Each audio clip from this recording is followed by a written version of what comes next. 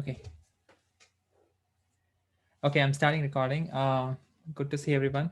And let's get started with some of the items from last time, which there were several hiccups actually in the last session. So I just wanted to clarify a couple of them, and then we'll continue with pipelines, and then hopefully today we'll get to online experimentation. Okay. And so let me, I guess, elaborate on what the plan is going to be for today and next week. So let me start with the first set of item, which is about um, the presentations or project deadline, which is next Thursday. You need to submit your report and related artifacts as instructed in the project's instruction page. And then on Friday, next Friday, there'll be a sequence of presentations. The sequence and the timing is given on the Excel sheet. So let me share the Excel sheet in the chat. And I can also show it, but give me a second.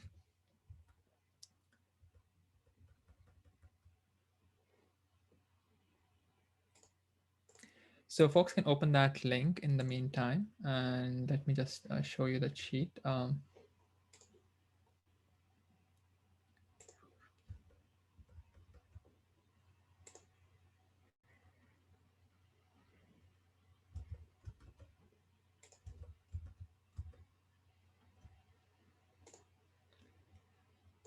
Yeah. So basically, I'm hoping folks can insert their topic at some point of time. This is roughly the order. And so it'll take about an hour and a half, maybe less. The idea is not that every presentation or every description of the project is going to be 10 minutes. It should also include the Q&A component. So if somebody in the audience or myself have a couple of questions about clarification or something like that, that is included in this 10-minute duration. And it's quite short. So I know that it's not quite elaborate project. Sometimes it's um, sometimes there may not too much things to say, but that's okay. So try to explain what you've explored and what you understood and things like that. I mean, basically, roughly walk through your walk through your project report essentially, but you don't have to do an explicit walkthrough. I'm just saying, have that in the back of your mind as how to describe what was the project goal, what things did you accomplish, how did you accomplish them, and maybe some things that you did not. You know, um, so this is the roughly the order. As I said, folks can fill in their topic here at any given point of time. And so just to recap, the timing is as it shows here is 10 minutes, but it's not really 10 minutes. It's roughly 7 to 8 minutes and maybe a couple of minutes for somebody else, anybody in the audience or myself to ask a couple of clarification questions. Okay. You can use slides if you want, if it makes the description easier. And you can also show code if that makes it easier. Okay, but of course, there's a limited time budget. So switching between code, as you saw in several previous sessions, even for me, it takes a bunch of time. So just be ready if you want to work with code. Okay. Okay, so that was a quick first announcement. The second announcement are actually a couple of resources that I want to share with you, and then I'm going to talk about one of the issues from last time. So let me share my screen again. Yeah,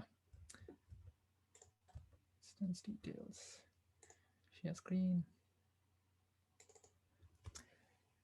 Yeah, so now I'm just sharing the AWS console. Okay, so before I get into, so I wanted to share a couple of resources before I get into some issues that, addressing some issues that we saw last time. First thing is, if you click on services, actually, you can see that there's this particular vendor, Amazon, actually has a heading called machine learning. Okay, so we have been talking about machine learning lifecycle and deploying ML models, for example, quite a bit, and various other things. But you can see there's a bunch of managed products or managed services that AWS itself is providing. And it's not just AWS, many of the popular cloud vendors, and there are many different specialized vendors who provide such services. So I guess some of the popular ones are Amazon SageMaker, which also kind of provides a Jupyter interface with a lot of managing behind the scenes for what resources you need to get your work done, and also ties in with the rest of the Amazon ecosystem. And I guess there are things like Amazon Recognition, which is an API for you to ask what's in the image, detect some object in an image, and things like that. So there are many different services that's already there. So we certainly have not looked at any of them, but this would also come under the umbrella of MLOps. Okay, so this is it's good for a data scientist or data business analyst to know that there are services provided by third parties. In this case, let's say the Amazon as a vendor for many different things that you want to do at your in your business case.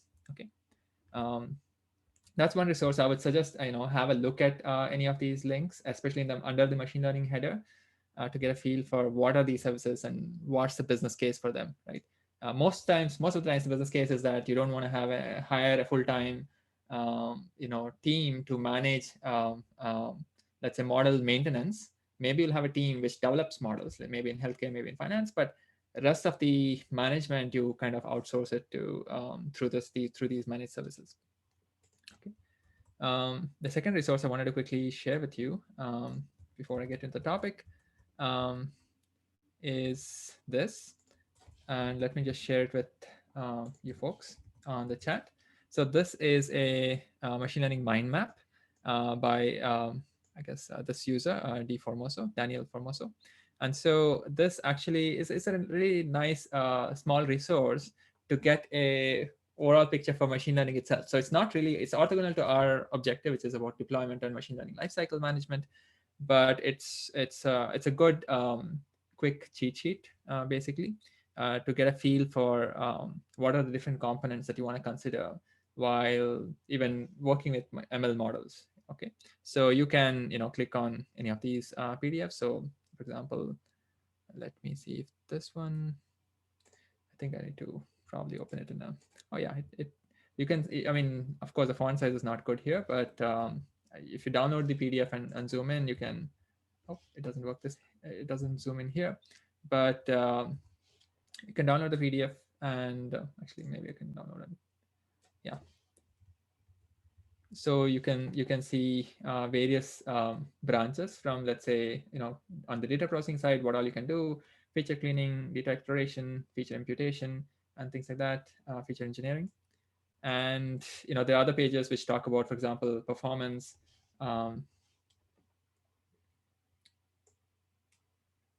performance, and inside ML concepts, for example, there's approaches where many of the familiar approaches that you might have seen in other courses, 572, for example, decision trees, association rules, clustering, support vector machines. So it really gives you a nice quick overview of what are the different things that are there and different things that people do, like tuning. We did not look at hyperparameter tuning at all in this course, but that also needs to be managed, and there are software packages and vendors who help you manage tuning. Okay. Similarly, different types of packages in this course. For example, we have seen a little bit of pandas, a little bit of torch when we looked at the recommendation model, as well as the ImageNet pre-trained model deployment. So I would highly recommend have a look at this if you are feeling a little bit lost, and so at least you can certainly tick mark things that you already know here, and you can explore things later. Okay, so that was the second resource. Now what I want to show you quickly. So what I wanted to do next, I guess 10-ish minutes, is to show you one fix from last time, which was a hurdle which I did, which delayed things last time. And then I want to talk about the student evaluation. Okay, so let me first fix the first set of things. It's easy. It's an easy thing to do. So in EC2, most of you, you we have seen a session where we launched a virtual machine on a different vendor. I believe it was DigitalOcean. Here, uh, most of you might have launched a machine as well, right? Uh, and this machine, I think it was at least the one I showed in the videos, was, I think, yeah, instance type is here is T2 micro, but you might have chosen some instance type. Okay, So many of the instances come with sometimes you will not see a specification for a storage.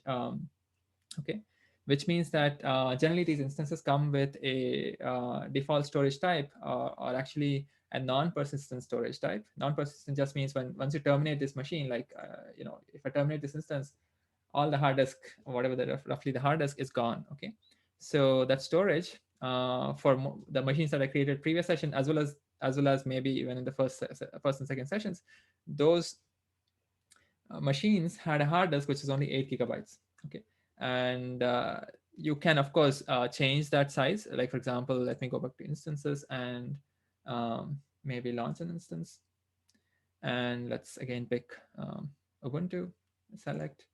um, you can see there's these options here in this family, and T2 Micro is free trial eligible. It has some type of CPU, it's a virtual CPU, some memory of 1 GB, and it says storage EBS only. Okay, so EBS stands for, I guess, elastic block storage, and it says here, right here, that it persists only during the lifetime of the instance. Okay, but it doesn't tell you how big the storage size is.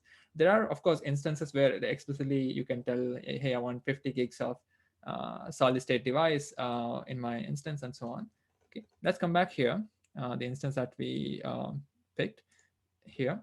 And then let's go to next page, and you can see some options. That's fine. Let's not touch all of that. Next, add storage. So last time or if I had shown this in the video, I skipped this page, as in I just chose the default values. I would suggest increasing this size to beyond 8 GB, because for the OS itself, in this case Ubuntu, it kind of consumes quite a bit of this space already. So if you want to work with Docker, Docker itself, as you know, image sizes themselves could be about 2 GB or 3 GB, and last time it was actually 2 GB was the image size, and so I couldn't. I was running out of the space. I think there was that error. Okay, so here you can actually, I think, as far as I know, the free size available within the free tier is about 30 gigs. So you can choose, let's say, multiple of 4, could be 28 if you want, and then review and launch. Okay, so that's the only change that's the only change if you're creating something new, okay, from scratch.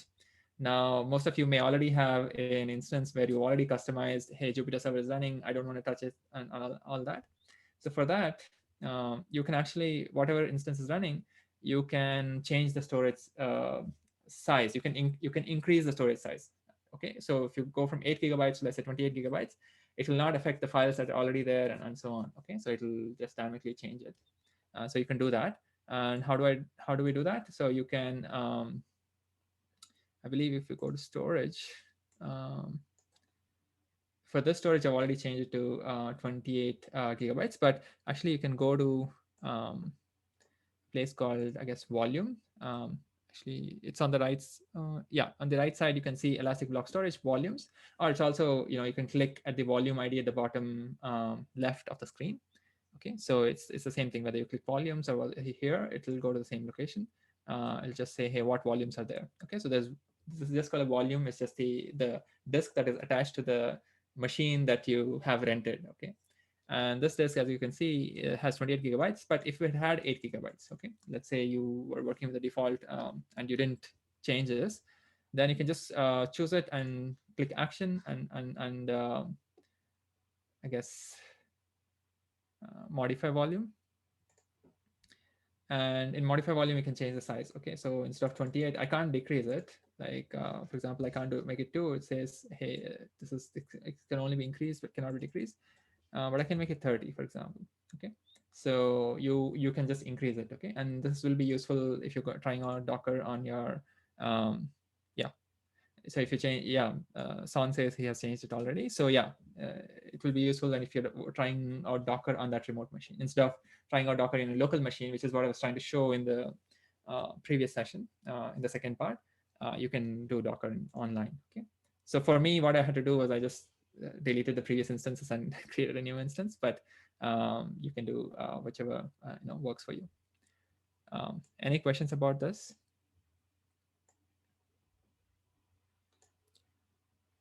It's just about, in summary, it's just about resizing your disk space, increasing your disk space. Okay. So I've resized it, and then, for example, also last time I had some hiccups trying starting Jupyter Lab. So this time somehow, it just works. It's not about somehow. I think last time I configured the password incorrectly, so that's why I was not able to log in. It doesn't matter whether you're using Jupyter Lab or Jupyter, the Jupyter Notebook version. It's the same thing. It really doesn't matter. So if there, let's say whether you use Jupyter Lab or Jupyter Notebook, you can always open a terminal, right? So here you can see df is the command.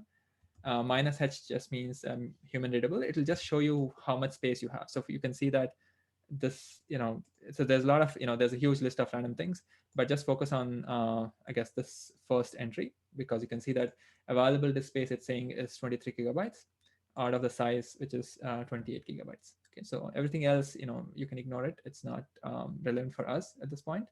But yeah, so we have used 19%. Okay, so previously if it was only 8 gigs, which means that we might have already used 5 divided by 8, whatever is the number, that much percentage already, with before even doing anything on that machine. So that's quite limited. So this is an example to fix it. Okay, so now actually what I want to do is up to 6:30, I want to give you some time to fill in student evaluation. Because I think everybody's time constrained, so it might as well just consume our time to do the thing related to the course.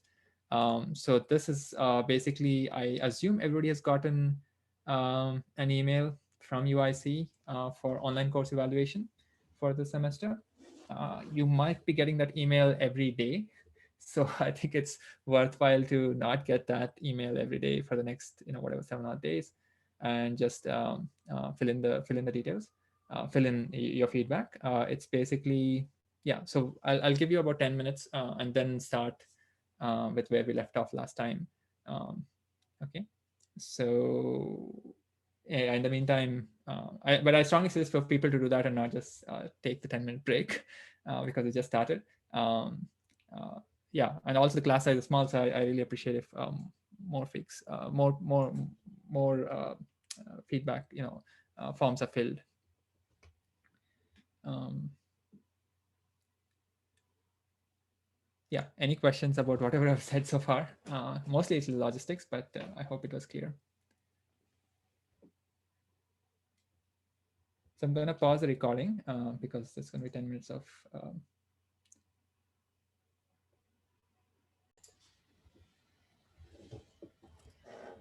okay, I hope folks are midway or at least finishing up. Does anybody need a little bit more time to finish up the eval?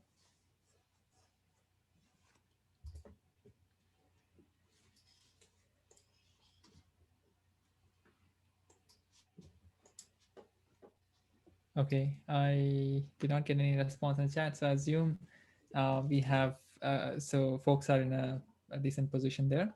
So with that, let me get back to our agenda. So as I said at the beginning of the session, our objective is to finish up what we were talking about last time.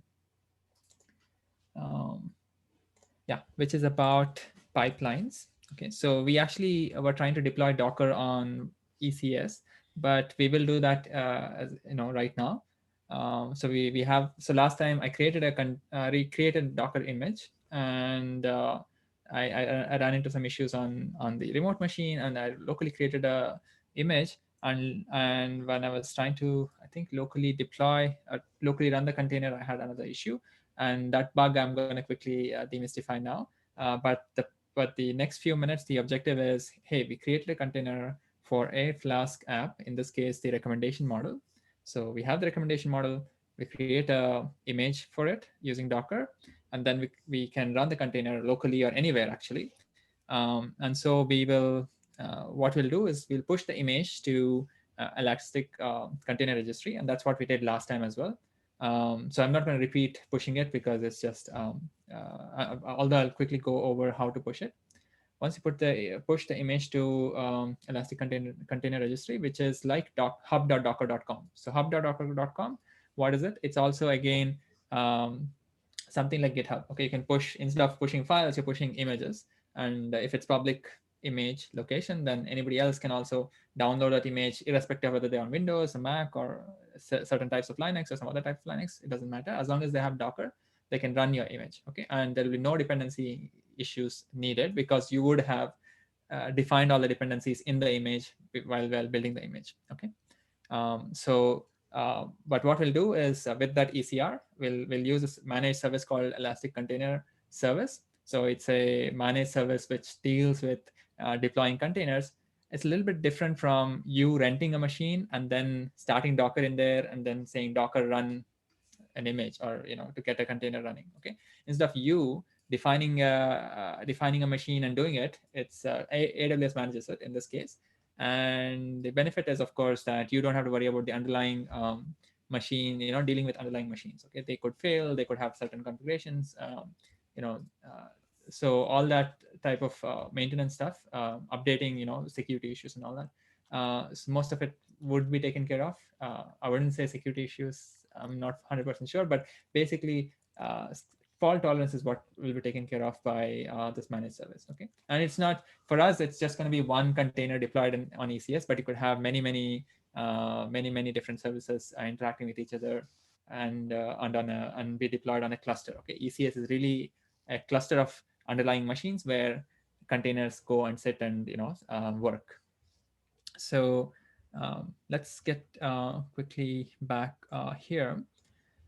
So last time I had, so as you can see here, there are no images here, but let's actually go back to. So what I did is, by the way, at the beginning of the class, so right before, I know this was a new instance, but it doesn't matter. So I just cloned the two repositories. So as I said, I think we have seen it before. Just clone the repositories. You will have the code base as well as notebooks very handy with you. So yeah, so the code base that we'll be looking at is called Docker pipeline example. It's not really about pipeline at the moment. It's just about using Docker here and getting a Docker image. So you can see in this folder, it's exactly similar to the type of folder I was trying to create last time. Okay, so it was just copying some files from another folder. By the way, this is also a little bit of a suboptimal practice. If you're, because these files are, I've copied them. Instead, I can actually refer to the files which are in this other folder called model examples. I have copied them into Docker pipeline example. Instead of that, you could have just referenced those files. Okay, and how do you do that?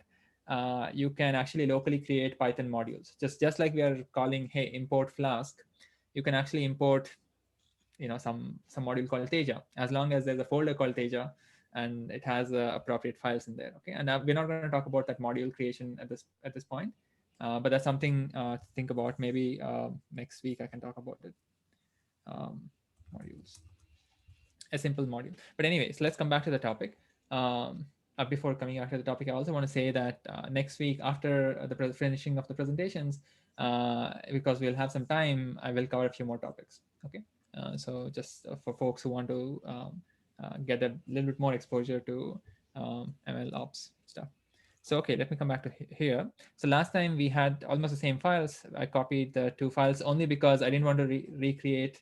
There was a model definition. In this case, it's based on PyTorch, and there's some helper files. Helper functions. Sorry, I didn't want to restart them. Sorry, copy them into my Flask notebook. Sorry, Flask script.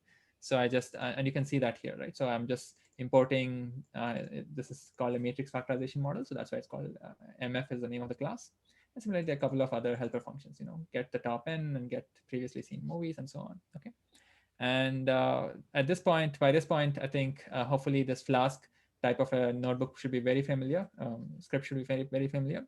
You do some things which are independent of requests coming in, which is that, hey, if you want to load the model into memory, you do it beforehand, like here. Like for example, I'm loading some data. This is just convenience. I have a dependency here on surprise. Actually, it's somewhat of a bad dependency, but for our just minimum work example, it suffices. Okay. So what it's doing is actually seeing if the data is available. And this is where I had a mistake last time, which is that this data set, if it's not available, it stops. Okay, the code stops at this line, and it's asking user to, hey, do you want to download this data? Okay, so That was the issue last time towards the end of the class. And to fix that, there are many workarounds. One naive workaround is to just put the data in the current folder, and we'll copy this data folder, which will have a bunch of, this is exactly ratings and movies and some extra information. Um, this should be available, by the way, in the GitHub repo. So we're just copying this directly into this so that this line doesn't get stuck. Okay. So once you get the data, we're also getting model. So here, the model is actually not well trained. It's producing the same recommendations for everybody, so which is quite bad. But model of that, I mean, you would have a well-trained model. It would be loaded in a very similar way. Okay. And then you have your regular Flask app, which is just, we have already seen how to do this. So, and for that, you need the extra files, movies, recommendation. Movies is also there inside this, but that's all, just some redundancy. It's not needed. It can be optimized, but I'm just showing it like this. So the most important thing from last time is we had the same set of, what is it? Same set of uh, lines in the Docker file. Okay, so for example, install Flask, install pandas, and why do we need pandas? I think we have pandas here. Okay, yeah, we need pandas, and then we also need scikit surprise, and which also depends on scikit-learn. So we forgot about scikit-learn last time, so we saw some error and we included it. And then we also need a PyTorch. Okay. And then I copied all the files, so it includes this extra data folder, movie lens -1 million.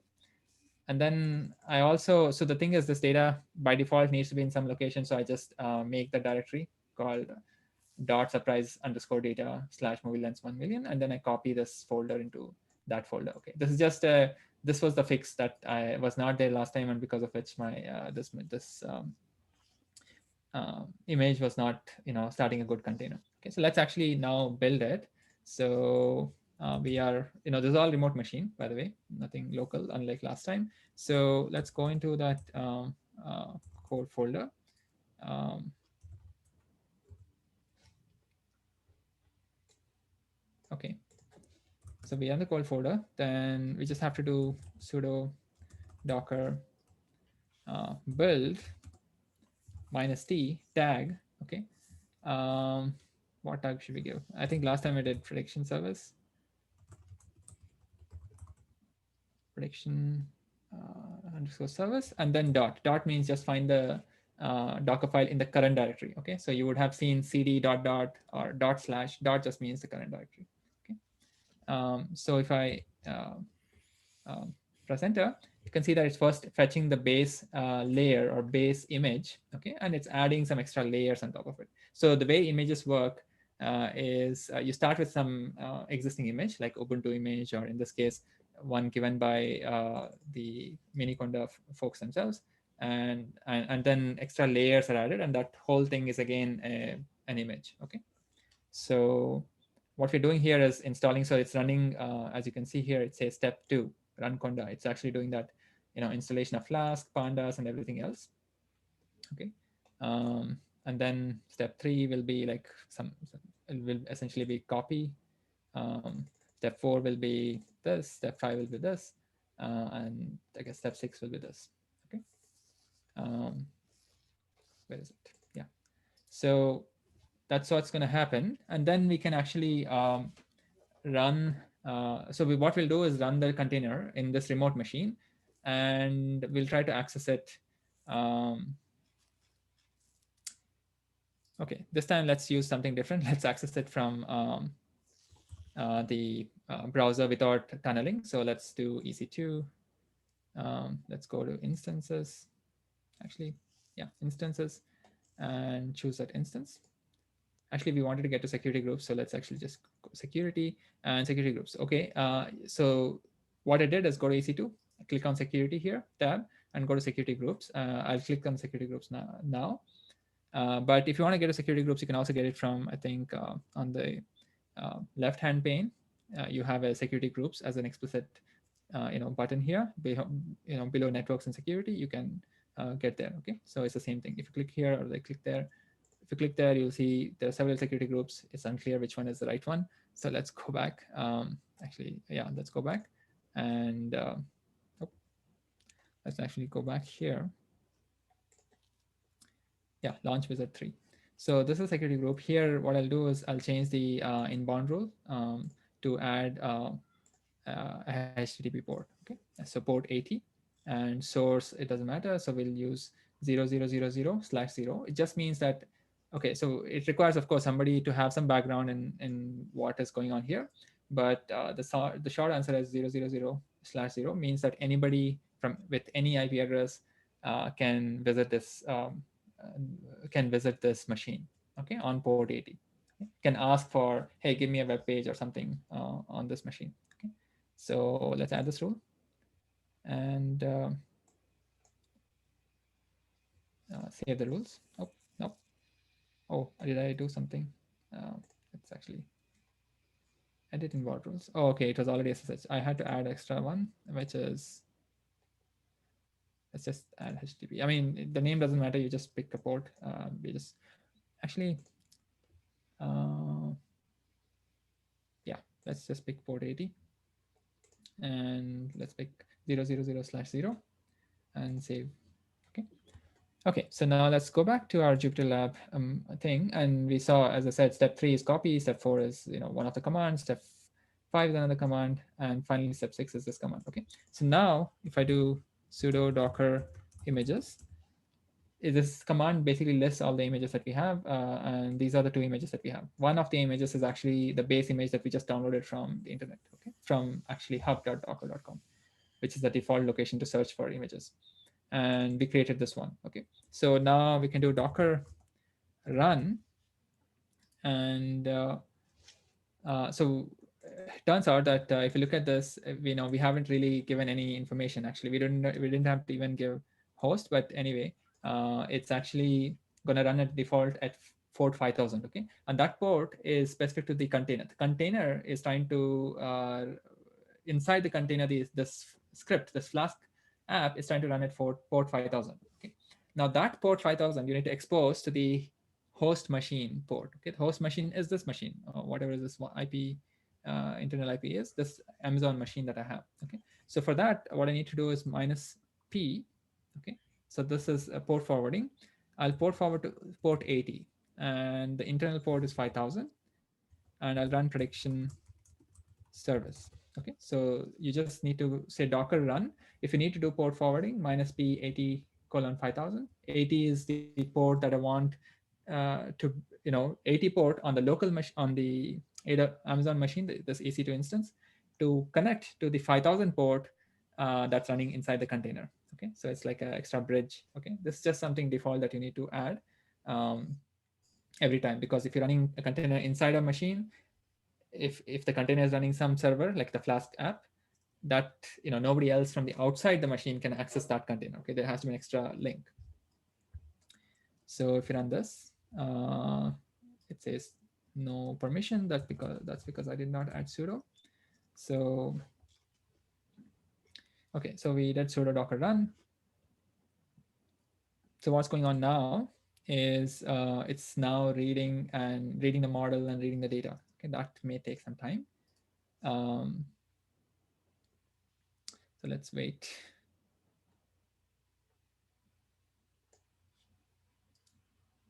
What we are hoping to see is the Flask debugging expression. Okay. Also, deploying Flask in production is different from Flask deployment in just dev environments. Whatever we are doing in this course so far is all about non-production setting for Flask, at least, because that's our minimum working example. There are some settings that you might want to pick and choose and things like that to make Flask actually work in production. And in fact, you would not deploy Flask as is. Okay, so what you would do is have an extra what is called an WSGI server in the front, and that's what you would do. For example, if you tried out Heroku. Okay, so let's actually see what the situation is.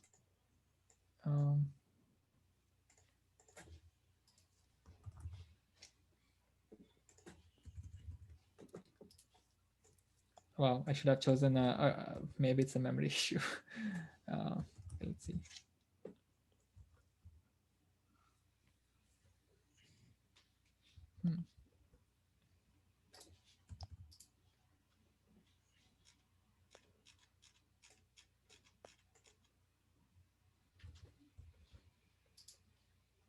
Okay, I guess this is taking inordinately long time. Um,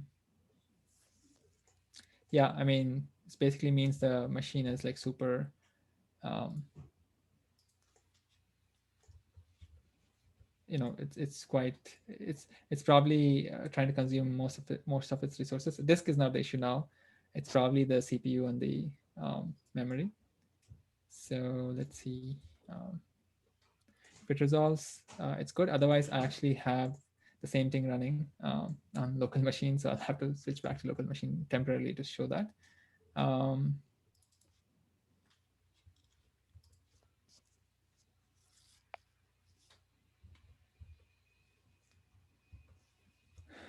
okay, so instead of waiting for that, let's actually, I mean, so I've actually literally done the same thing on the local machine. So in fact, I just ran it on port 5000. Uh, yeah, port 5000. So it's exactly the same. I mean, we've already seen this without the Docker, right? When we ran the um, Um, so when we ran this, Flask app directly, it is exactly the same thing. So slash question mark UID, let's say 196.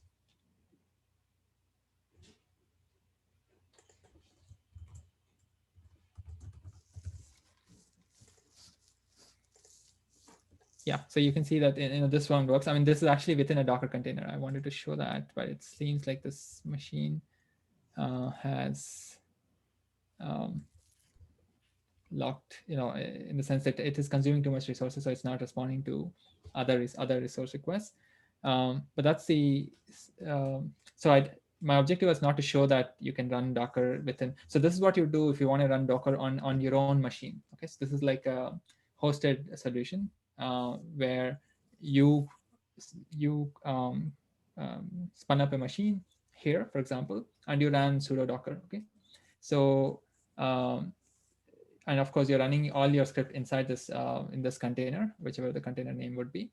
So this is one way to deploy Docker. Okay? You literally rented a machine.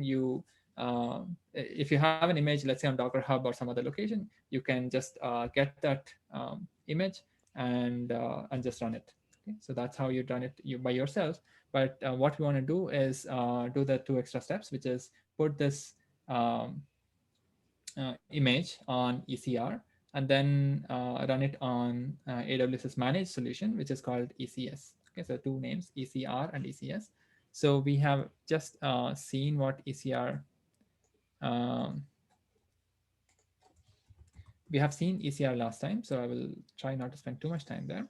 So this is the container registry for dealing with containers inside the AWS ecosystem. So last time we created a repository called recommendations, and and then inside the recommendations we actually have, as you can see, there are a couple of images. So one image I just literally uploaded it a few minutes ago, right before the class. So you can actually on the top right, you can actually see how to get your container to this repository. Okay, the way you do it is exactly this. Step one, you need to uh,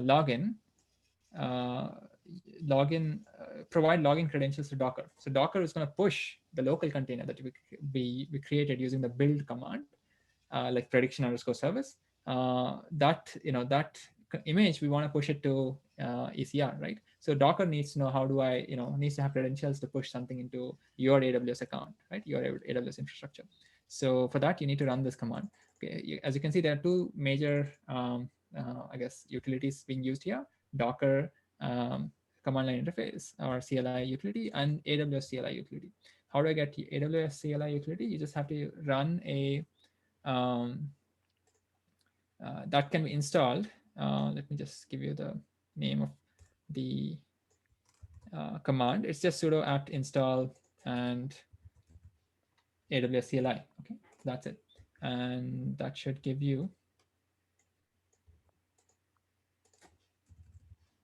okay, so that should give you, that should install AWS CLI for you. I think I'm still facing an issue with this machine. I should not have run this in real time. Okay, let me um,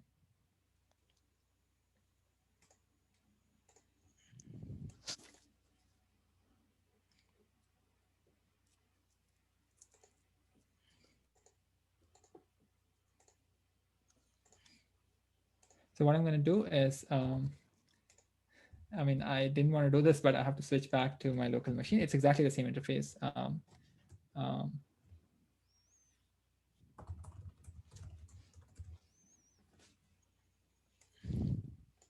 so it's exactly the same interface. So let me um, open a terminal here. So I mean, you can see that this is a local machine, but it's basically the same idea. So let me do sudo docker images. I mean, here you may see a lot more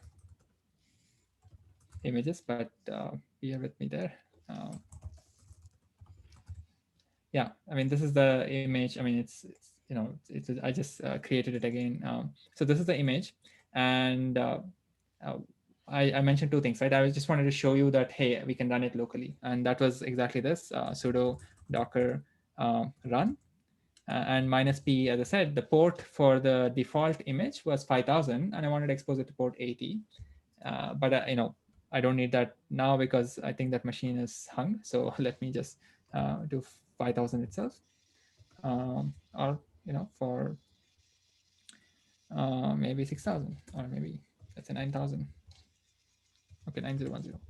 I export this and then prediction service. Okay, so if I run this, then first few seconds are taken to load that data set, as I was mentioning a few minutes ago.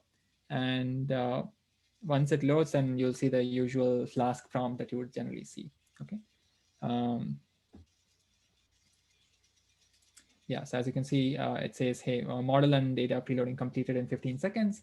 And I'm serving the Flask app, and you can do this. So this is serving the Flask app inside the container, right? And we have port forwarded to this external port 9010, which is the port that we can access in the browser. Okay, so localhost 9010 would give us, so this the server that responded to this lives inside the container. Okay, so you know, we have already checked this, but UID is 20.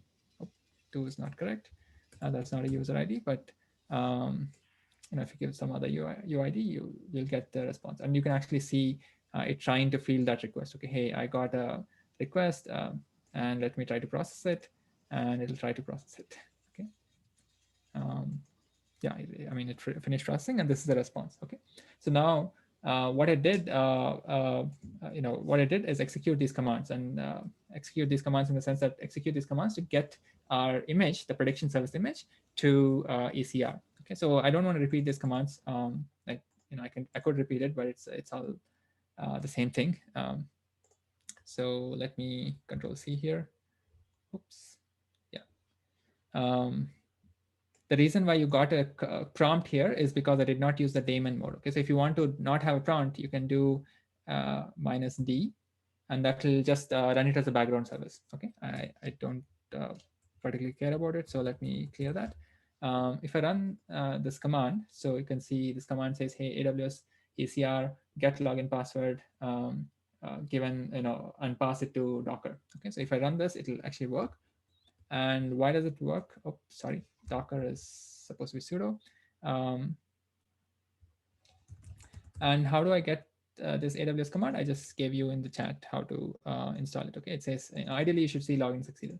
And how once you install AWS CLI, how do you set it up? You do AWS configure.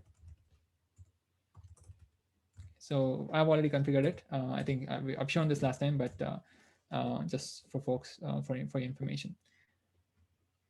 Okay, so now let's come back to ECR. So then I built a name with a name called prediction service instead of recommendations. And so I just replaced the name. Instead of recommendations, I had predictions underscore service. So prediction underscore service. So I just tag prediction underscore service latest to this extra tag. Okay, this tag is specific to Amazon so that I can push it to Amazon. Okay. This will be different for you. I mean, depending on your username and your account and all that. Okay. And then just apply Docker push. And I've already done that. So and after doing that, I got this extra, this latest thing here, and the previous one is untagged. Okay, the previous one happened last week, right?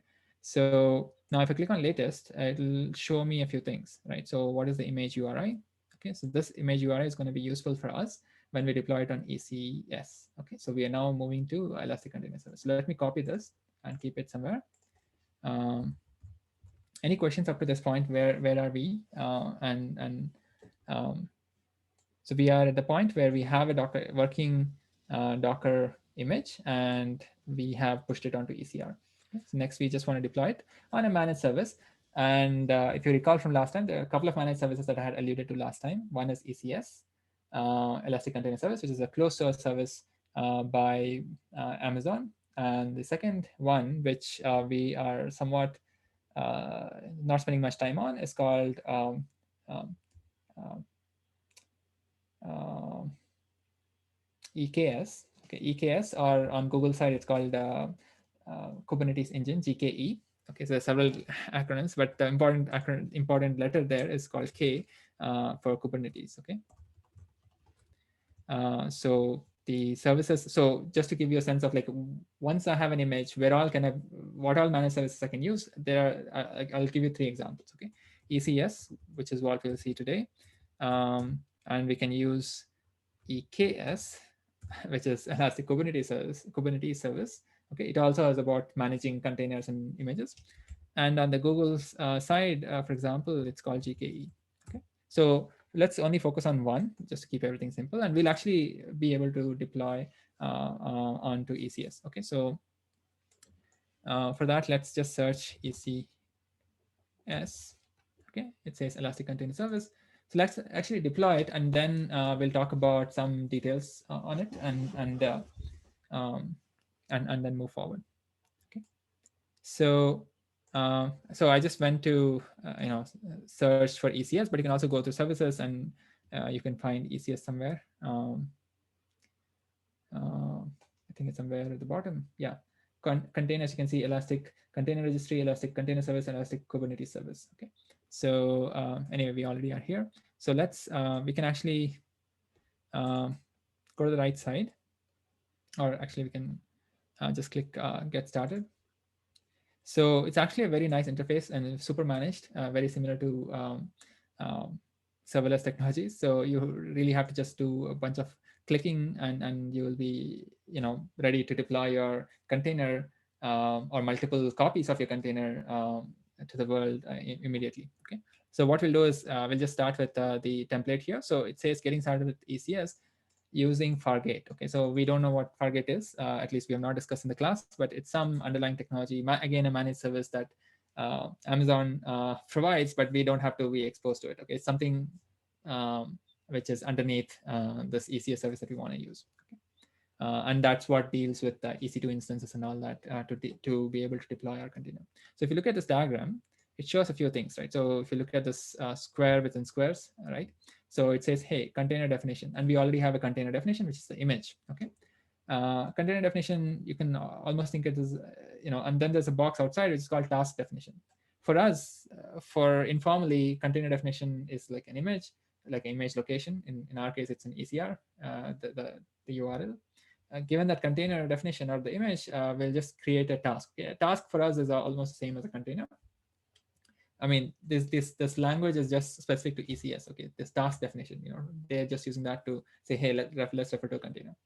And then service is the one which deals with, dealing with a container or a task and mapping it to a cluster or actually physical machines. Okay, or some, like for example, EC2 instances. And so that's what a service is. And cluster is actually the underlying hardware where the container runs. Okay. It could be a single container, it could be multiple containers and all that. So we'll look at a very simple example. And actually there are other examples. If you want to just run an Nginx, just a web server, you can just click on this. If you want to run a Tomcat web server, then you can run that. There's several options, but we'll choose custom as a choice and click configure. And container name, actually it doesn't matter. So yeah, what matters is the repository URL and image and tag. Okay, this is the thing that we got from the ECR link, right? So earlier I copied something, so let me just paste it here. it was exactly, I mean, the repository was called recommendations. You can also give tag. I think it was latest. Um, I think it probably works. Um, yeah, it's not, you don't need private repository authentication, I think, and memory limits and so on. So actually,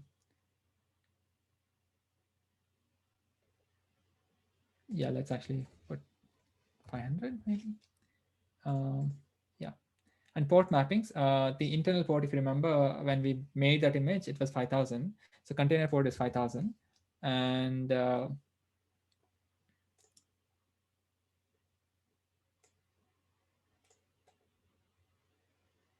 okay, container port is 5,000. So yeah. And then advanced, I don't think there is something actually, sorry. Command interval timeout, all this is fine.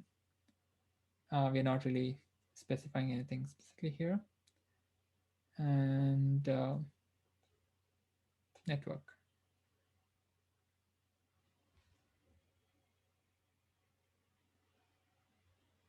Okay, I need to look at my notes. Let's, which one is it? Is this? Okay, this one seems to have died.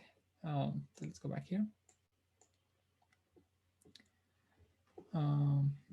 Notebooks.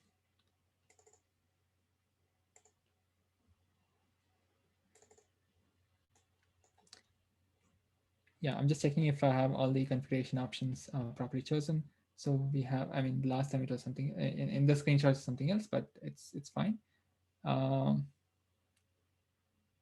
Oh wow, okay, 80 I think was because in this example it turns out that the container was port was 80. Okay, so actually let's move forward. I mean, so what I've done so far, nothing advanced. Actually, I've not touched anything in advanced. So let's actually close it. I seem to recall that the Flask app had 5,000 as a default. I didn't change it, so let me just keep it that. And memory limits also don't have to touch, but I just picked 500. And let's update. And okay, so we have chosen a few things. Are we supposed to choose CPU? Okay, let's see. Okay, this is, I guess, next steps. Okay, let's see if I have to choose a CPU. Oh yeah, I mean, there's already some default, some amount of CPU.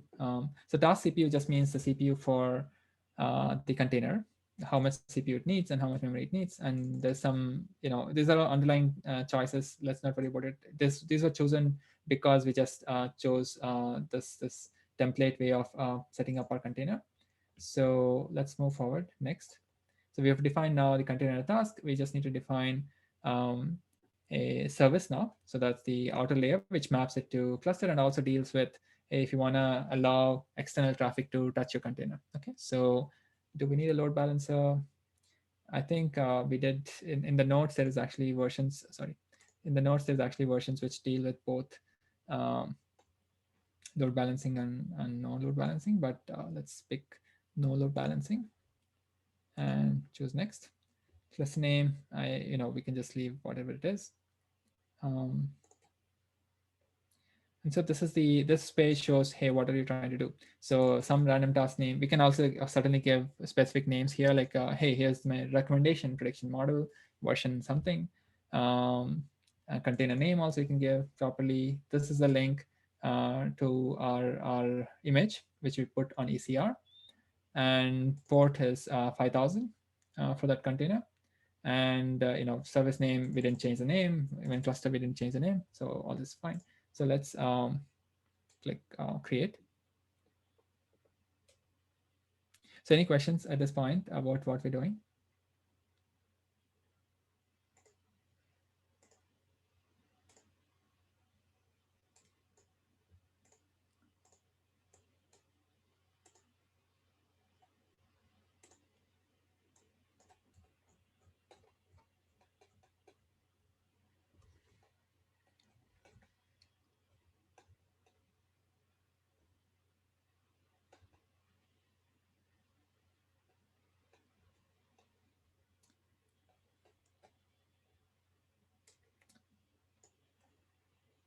Okay, so now let's see, what's the situation? Still working on it.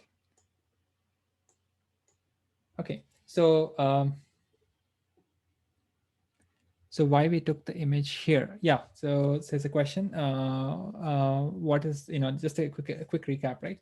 So let me actually close these things which are irrelevant, and this guy as well.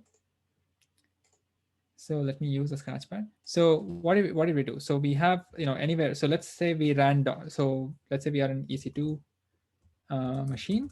So inside EC2 machine, let's say we created our image. Okay, so let's say we created our image.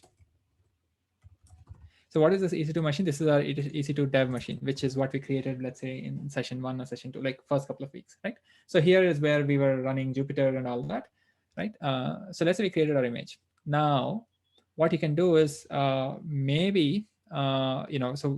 what you can do is option 1, which is hosted or just self-hosted. So where you can do, hey, let me spin up a EC2 prod machine.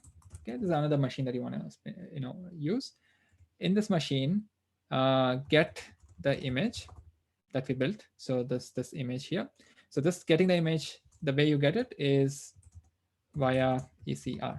Okay, if you want to keep it private, right? You can always, so we create the image, then send it to ECR. I mean, because otherwise, we created an image, nobody else can use it, right? Otherwise, if you want other people to use it, you need to put it somewhere. Okay, you can send it to ECR or hub.docker.com. Here you can choose, you can pay and ensure that your image is private. By default, you can get some quota where you can even have public images. Okay, but somewhere you need to put the image so that somebody else can use it. So option 1, hosted, is spin up another machine, get the image, let's say via ECR. And via ECR, you can, on the ECR page, you can actually get the link to where is that image. Okay, and that URL is enough for you to clone it. Okay, you can just do Docker uh, Docker run directly that link, and it'll download the image and run it. For example, okay, get the image and run the image. Then, because your machine, all you need to do is to run the image, just port forward the 5000 to the port that you want to expose from your EC2 machine. Okay, maybe you want to expose port 80, then you need to do like the -p 80 to 5000 of that container, whatever is the image name, right? Prediction service. So this was the option that we roughly explored earlier. And now what we're doing is option 2, is managed. And this is where we are saying, hey, there are several services, in particular ECS, which is a little bit older technology, but closed source technology by AWS. It's a managed service which can manage containers. Okay, it's called Elastic Container Service. The name Elastic just means that, hey, if you want to replicate like 10 different containers doing all the same thing, like let's say you have too much load, right? You can replicate your containers, and there's also fault tolerance. If there are 10 machines underneath, one for each container, one of them fails, it immediately spins up. ECS will take care of spinning up another machine. Of course, you need to specify all that in the config, but in the browser when we are clicking through. But once you do that, it'll take care of everything. It'll keep running to a desired state. Okay, like for example, some machines fall. You want to run 10 instances of the same image, 10 containers of the same image. One of them fails because the underlying machine failed. It'll respawn it, for example. So similarly, EKS and GKE, okay, are other technologies which are based on an open source technology called Kubernetes. Okay, so these are all container orchestration services. Here, at the end of the day, we only have a single container, so it really doesn't matter. We don't need orchestration.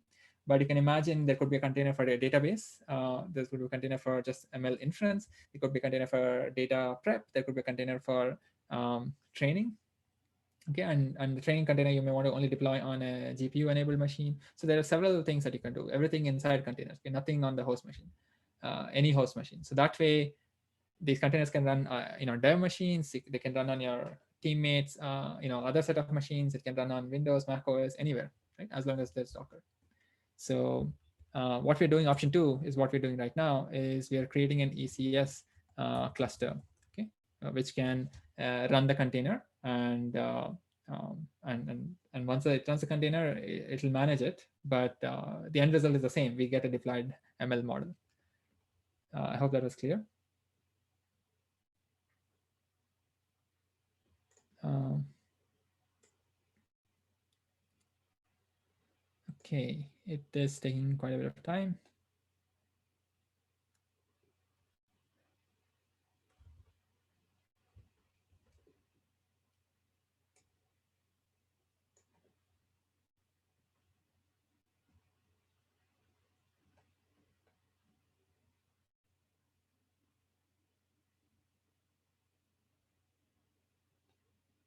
Okay, so I'm wondering if I should wait or we should move on and then come back here at some point.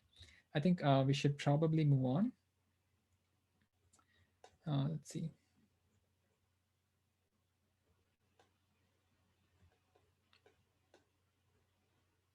Yeah, so let me actually move on because this is somehow taking a ton of time. Um, yeah, let's come back here. So I'm not going to scroll through the whole thing because there's a lot of screenshots of different settings that you can choose.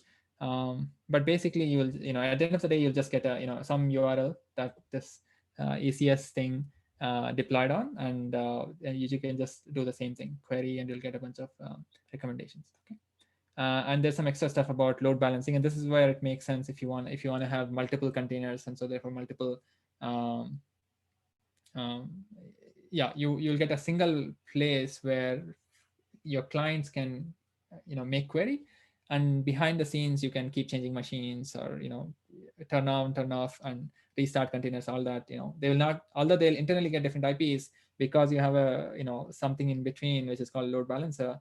People outside will always hit the same URL, so that URL dynamically picks up the appropriate um, internal IPs basically.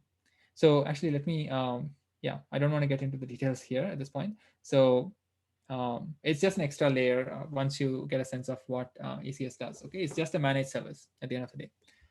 Um, yeah, basically, I guess it's just a summary for ECS is that um, the goal with this managed option is that we can set the model deployment or model prediction in such a way that it scales. Okay, it scales as I said, if one container is not enough, if you want to have 10 different containers, you can do that. Okay, and also failures it'll ECS, the managed service, will take care of directly. Okay? You may think, hey, how frequent is failure, right? So if you have a single machine, if you keep running it, for example, if you're on laptop, you might not even have to turn off the laptop for 6 months. Okay, the state of hardware is so good these days. But you can imagine if each laptop can each machine can fail with 1% probability, and if you have 100 machines, uh, 1% probability in let's say a span of 1 month. If you have 100 machines, then what is the expected number of failures that you will see in the span of the same 1 month, right? So each one fails with probably 1%. You have 100 machines, they're all independent, right? So expectation, whether independent or not, expectation is just a sum of the individual failure rates or failure event probabilities. So there'll be at least there'll be basically one machine for sure will not for sure, in expectation, will fail in the 1 month if you have 100 machines. Now many companies will have not just 100 machines, thousands of machines. Okay, so those failures are quite common, and so that's where managed service can really help you. Okay, but certainly for a single very small setup, you don't really have to care about this. So yeah, there's a way to also delete the ECS cluster, but since it's still I don't know why it's in the state. Oh no, why did it come back here? Let's go back. um, Maybe there's some configuration issue. Wow, I don't see the cluster. Okay, that's interesting. Wow. Okay, I think I'll fix this in the I think yeah, I don't know what happened here, but I'll fix this during the break. But let's move forward. Okay. So what we're going to do next is, last time we touched upon this already, which is Let's go to chapter uh, 5. Okay, so chapter 4 is about the this open source technology I was talking about, the Kubernetes technology, which I just typed in the chat, right? So we're not going to look at it in detail now.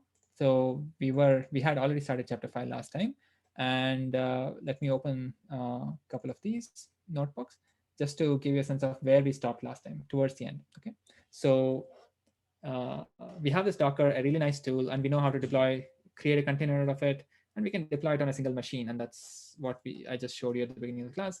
We can deploy it on a managed service as well. Okay, that's good. Now we are now shifting on to the next set of topic. We did that last time, which is about managing or scheduling workflows. Okay, managing workflows in general. And what does it mean? Basically, workflows just mean processes, right? If you work on a project, there'll be different parts of the project, uh, and um, and more often than not, it becomes unwieldy after, if you have, let's say, 10 different machine learning projects that you're working on. Okay, it can happen over a career, over a period of, let's say, a year. You and your team may be working on, let's say, four or five different models and for different types of problems. For example, one could be churn prediction, one could be recommendation stuff that we looked at, one could be some marketing aspect or something like that. So there will be many models, and each one will have its own data pre-processing, model training, model predictions, and using the predictions and exposing the predictions to some other downstream service that can use it, right? So there's many blocks, okay, and these you can break them down into blocks, and there are pieces of software which help you manage these pipelines, these processes.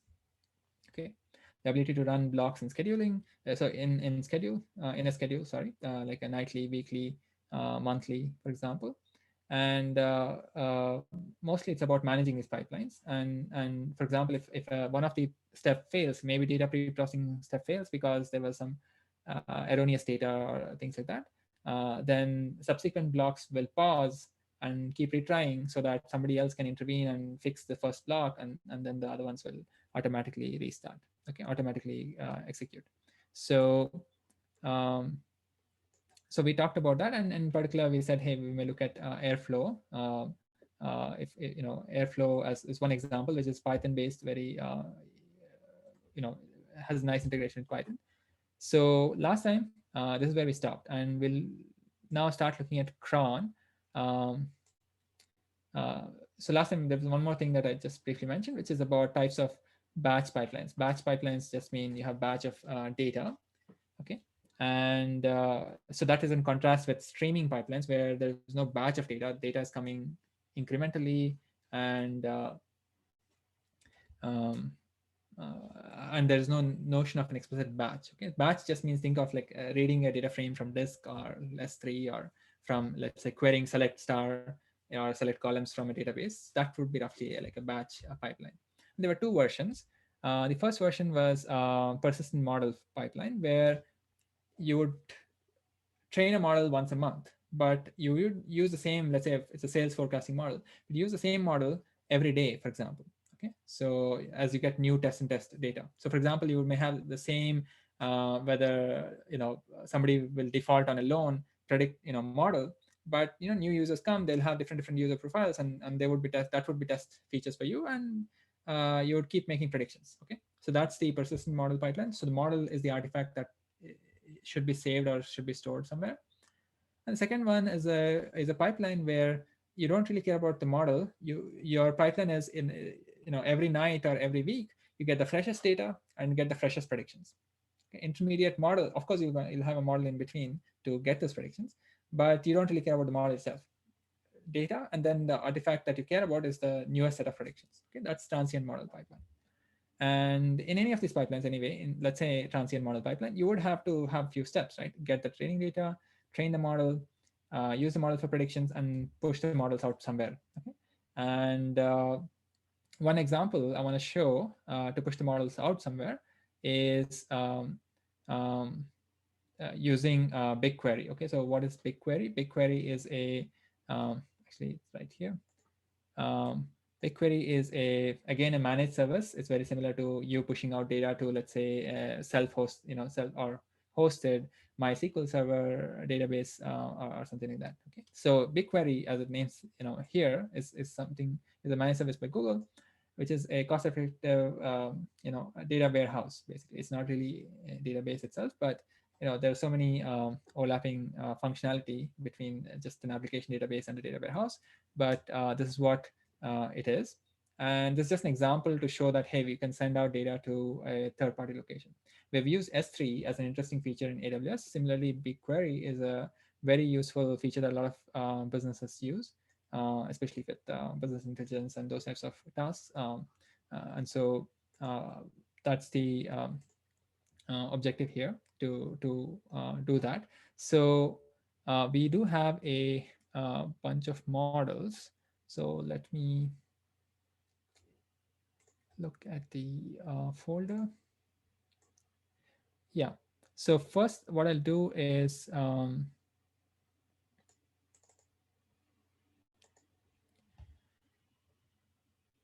yeah. So there's okay. Let me actually explore, show you.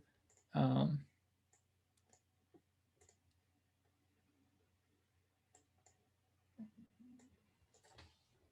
Code examples.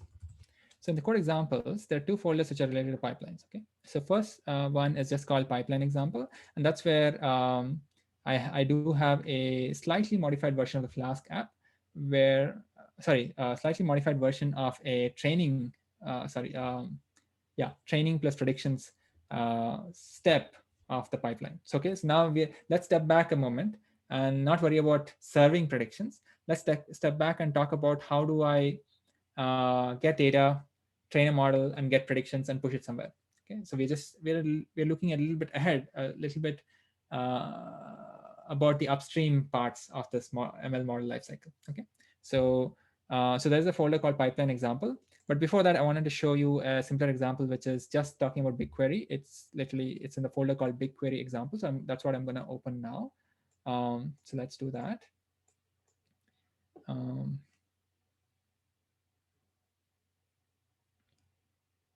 okay, let's code BigQuery example. And you'll see that you'll get this when you clone this repository in MLOps code examples.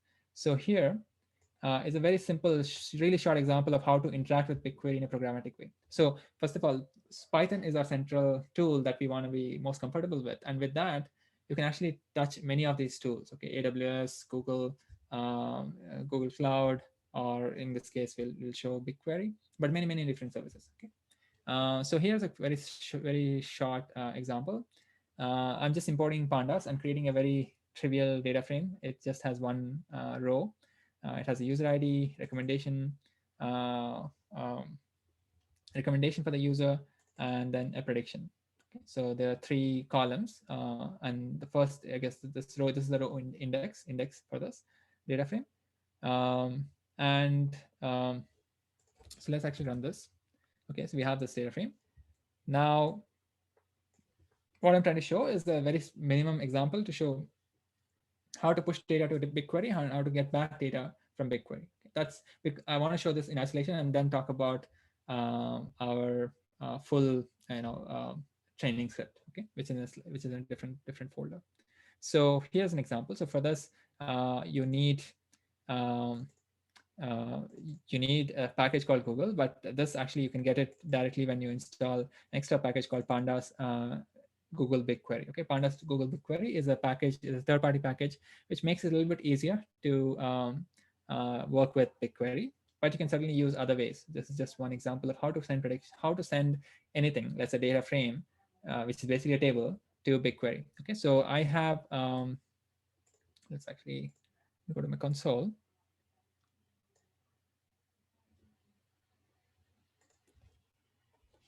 Um, let's search for BigQuery, and here it is. Okay, so the interface looks pretty messy. So what we'll do is, so I have one project here. Actually, there's a default project that you create when you have to work with Google Cloud anyway.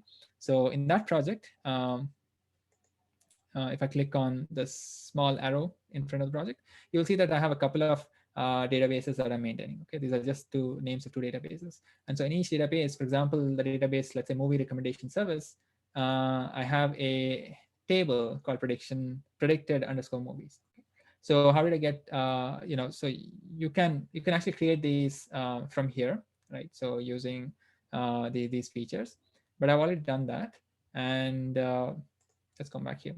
So now I know which table I want to dump the movie to. So I said movie recommendation service, predicted movies. Okay, instead of that, I could have chosen, like I just created a test and new predictions. I don't know if there's any data here. Um, yeah, there is some data here, but I could use test dot new predictions. So it's just a database name, table name. Okay, for those who have seen SQL, let's say in the ADBMS course, this should be pretty familiar. But if not, just think of it as a location. It's like storing a data frame persistently in a remote location, and that remote location happens to be this managed service called BigQuery. Okay, um, so we have this, and I have, you need to give extra some information, credentials in particular, right? Just like we had to give credentials every time, when we need to do anything programmatically, right? So for example, the AWS credentials were needed for Docker to push the image to ECR.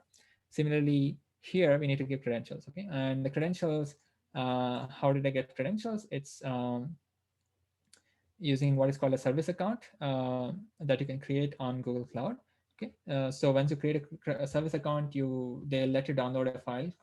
It's a JSON file. It basically has a bunch of secret, very similar to AWS. AWS has two things. When we created a programmatic user, remember from last time, we had to get an access key and a secret key. Very similar stuff will be there inside this JSON file. Okay. How do we get this JSON file? You can just go to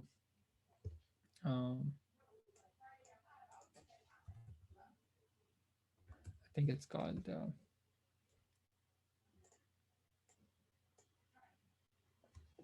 IAM. Yeah, IAM, Identity and Access Management, is the full acronym, a full form for this acronym IAM. And if you click on IAM, you will see that there's many. It looks like there are many accounts here, but actually some of the many of these are programmatic users. So the user that we have, let's see.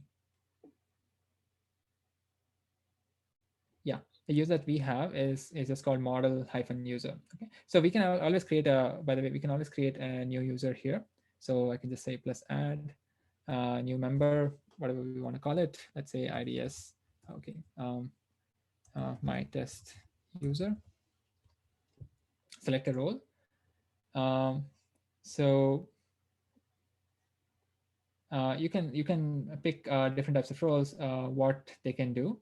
So we can click BigQuery and say BigQuery admin, or whichever restriction we want to give, we can give. Um, Actually, this is not correct.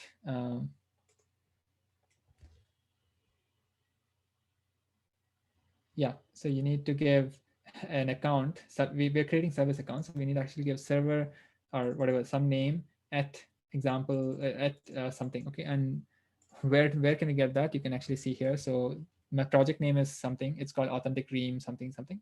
So this is the name of the user that is there. Okay, in my example, model-json, model-user.json. That's how I got it.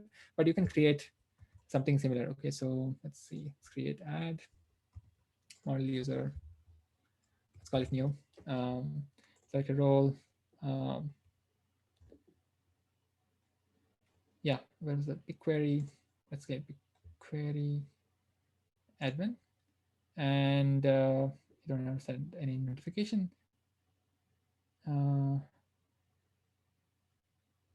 Okay, I think I might be making a mistake here.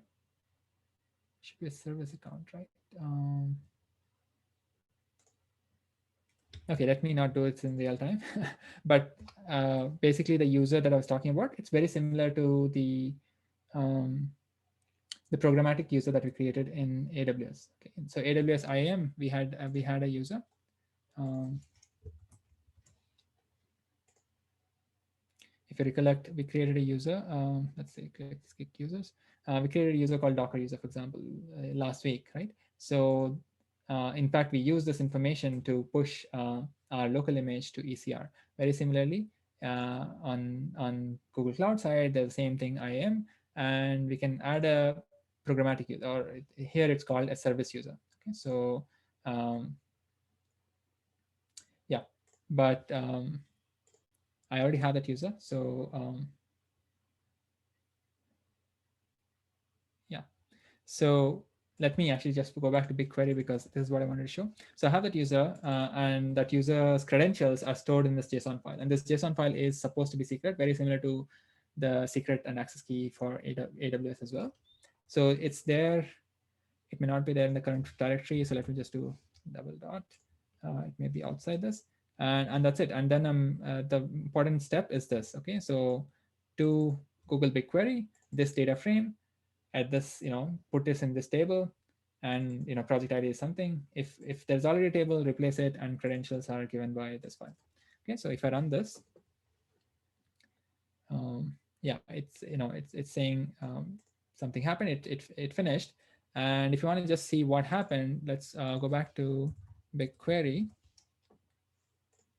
and this is my project name, default project name that you would also have. So let's look at movie recommendations and predicted movies. Okay, so it says, hey, this is actually a table. It has three um, fields, integers and nullable and all that, and you can actually preview. Okay, and preview, as you can see, it only has one row, so the preview will show the one row that you have. Okay, so row one is UID, recommendation, and prediction. Okay, so this was the minimum working example for just BigQuery. Now, what I want to show is go back to code and go to pipeline example. And here,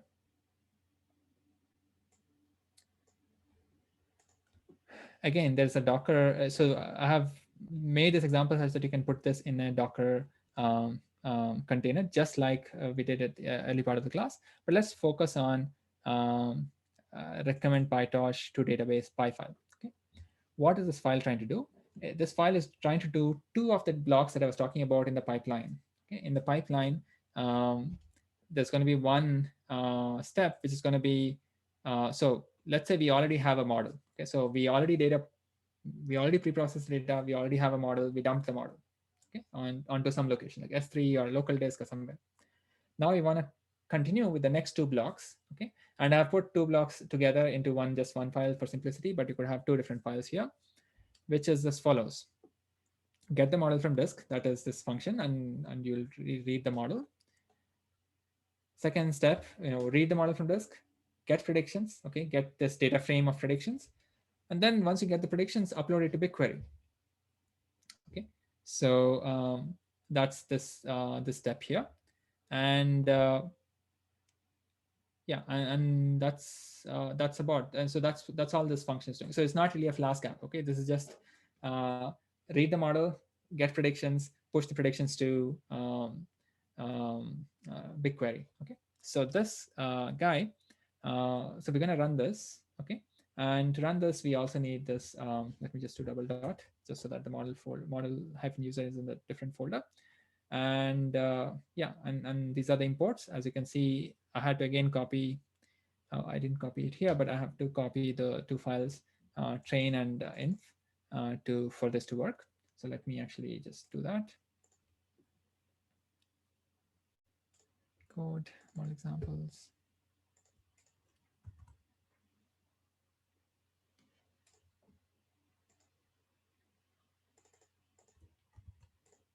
Yeah.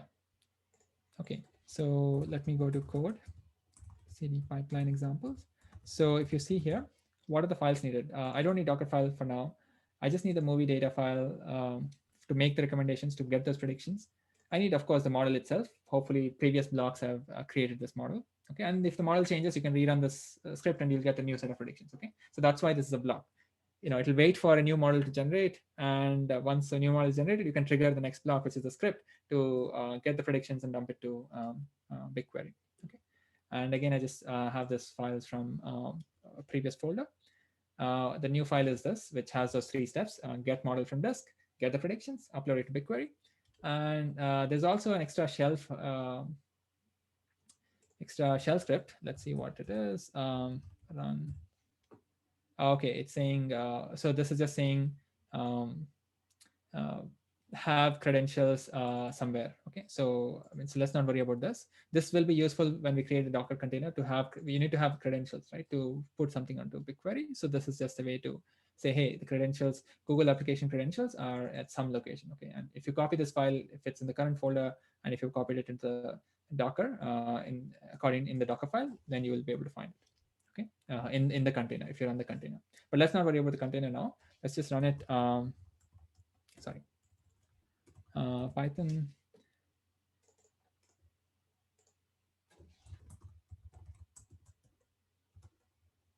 to database.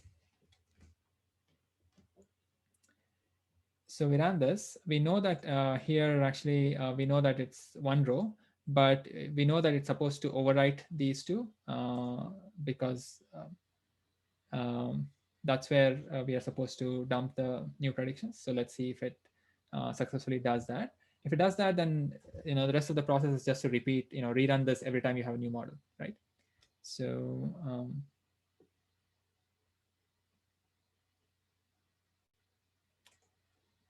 let's see.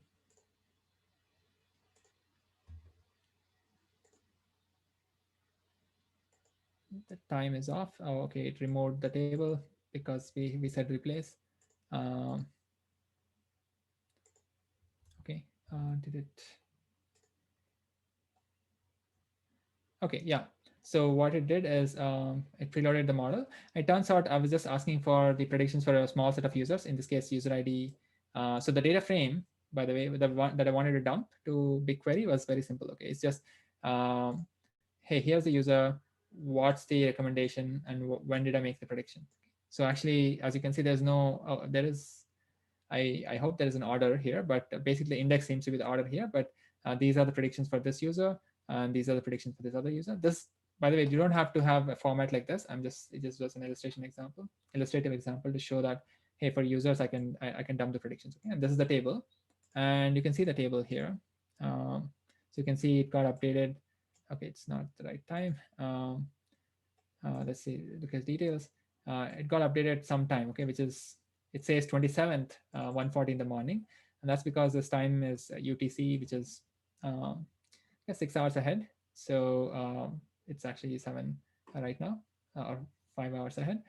So it updated, and you can look at the preview. Okay, it's exactly the same table that I just, I just printed it out onto the screen as well. So this is exactly the same table. Okay, and we can rerun it, and you'll see an updated number here. Instead of 139, you'll see 145 or something if I rerun it. But I hope this is clear.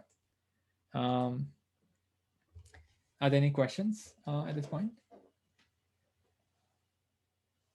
So again, as a recap, what did we do? We just, what did we do here? We tried out BigQuery example in isolation. And then we tried out an example um, predictions to BigQuery. Sorry, script. Okay, that means you already have the model file. How do you dump it to? How do you get the predictions for, let's say, a chosen set of users and send it to BigQuery? Okay, but of course, although we just saw this, we already have that training file. Okay, training file, we already have it. So if you run the training file and this file in conjunction again and again and again, as long as the data is always new, then this will actually create a new model and create new predictions, create new model, create new predictions, if we can run it again and again and again. And what we'll see after, let's say short break, is how to schedule this on using cron or some other scheduling service, okay, or Airflow, for example.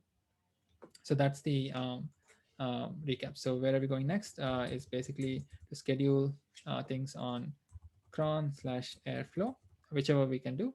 And if there's very little time, I want to also talk about A/B testing. So let's see where we get there. So any questions at this point?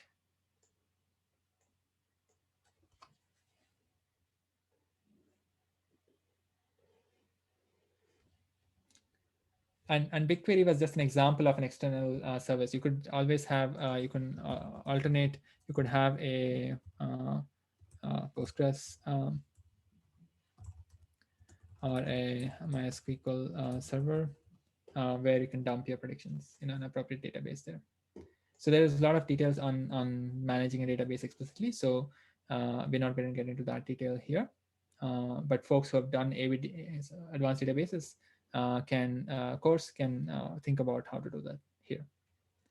Okay, so so if you have questions, put it on the chat, or let's take it after a break. So let's take a break for 10 minutes and resume at 7:53. Okay.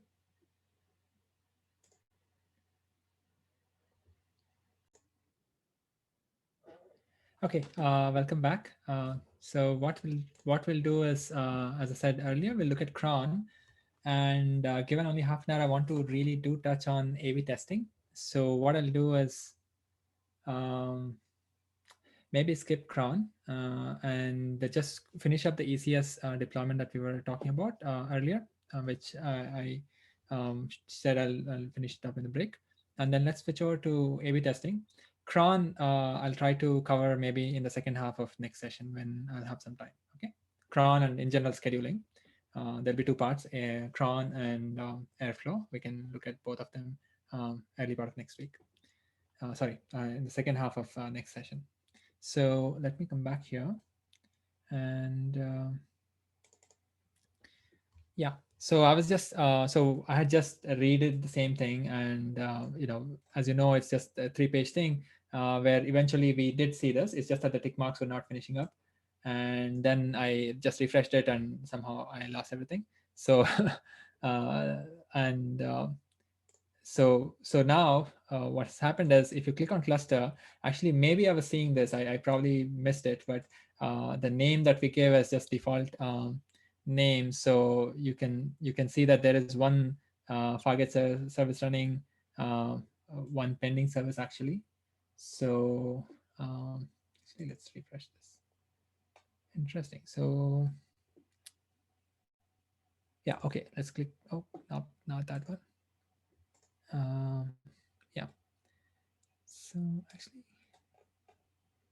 yeah, clusters. Sorry, we need to click cluster. Oh, is this clusters? It's AKS clusters, ECS clusters.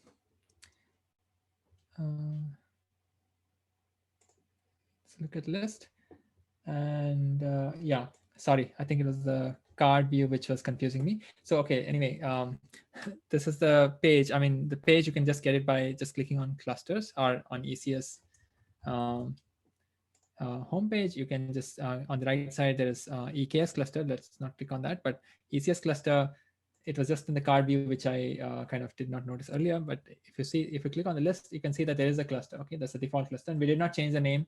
If we could have put a proper name, we would not have faced this issue. But on the cluster, you can see, if you click on it, it says, hey, this cluster is active, and it has some running task. Okay, something, we are not going to look at these details. Okay, this is all behind the scenes.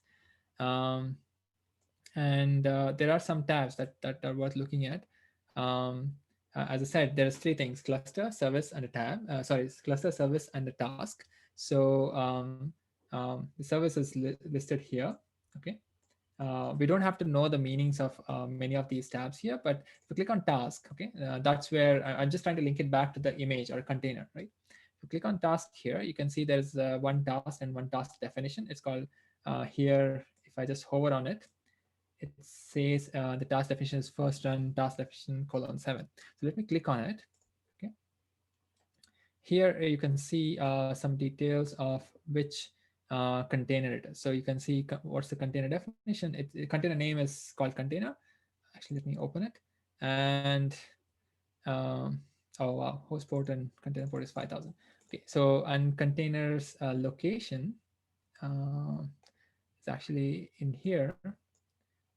This is exactly the location that we have in ECR. Okay, so how did I get here? Just to again recap, go back to clusters. You will have, I mean, you may have your own name if you gave a separate name. I did not give any name, so it's default. Click on default.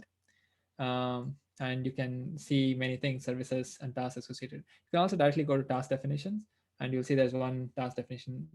It says it's active. If you click on it, um, then you'll see, hey, there's a revision number and all that, but some task definition. And again, we did not give any name here, and that's why it's called first run task definition. And if you go down, it will say what exactly is it doing. So what container is the one which is backing this task, or task is, as I said, basically a container, right? So here's the container, which is this image, okay? And yeah, and many configurations have not been set, but it says here container port is 5000 and host port is also 5000. Okay, so I'm not sure if the host port is exposed to for us to easily use it, but let's go back. So that's task definition. Okay, so let's come back to clusters. Again, click on default. In services, let's give the click on service name. That's again custom service only because we did not give any name earlier. Let's click on custom service, and you can see there's some details about, hey, what is the some details, many of which we have not touched on. But if we now click on tasks, okay, for this custom service, um, and then click on the task itself, okay, you can come down and it'll show you what the public IP for this um, um, running managed services. It's just that I'm not sure if port um, is open or not. So let's actually try 5000.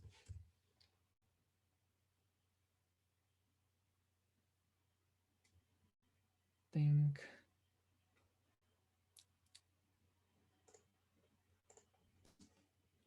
yeah, I should have made port 80 to keep everything simple, but I did not. So yeah, the container is this guy. Yeah, we should have changed the container definition in the um,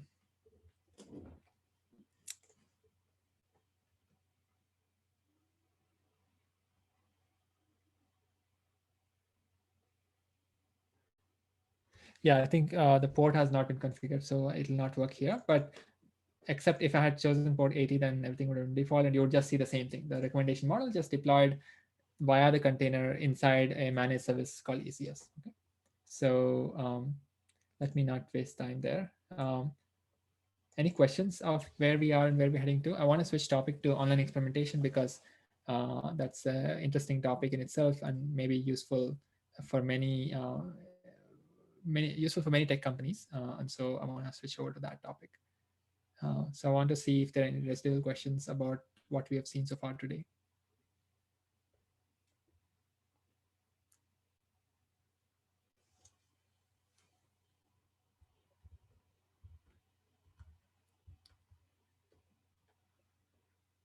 Okay, I mean, if there are questions, just put it on the chat. So let me come back here. Sorry.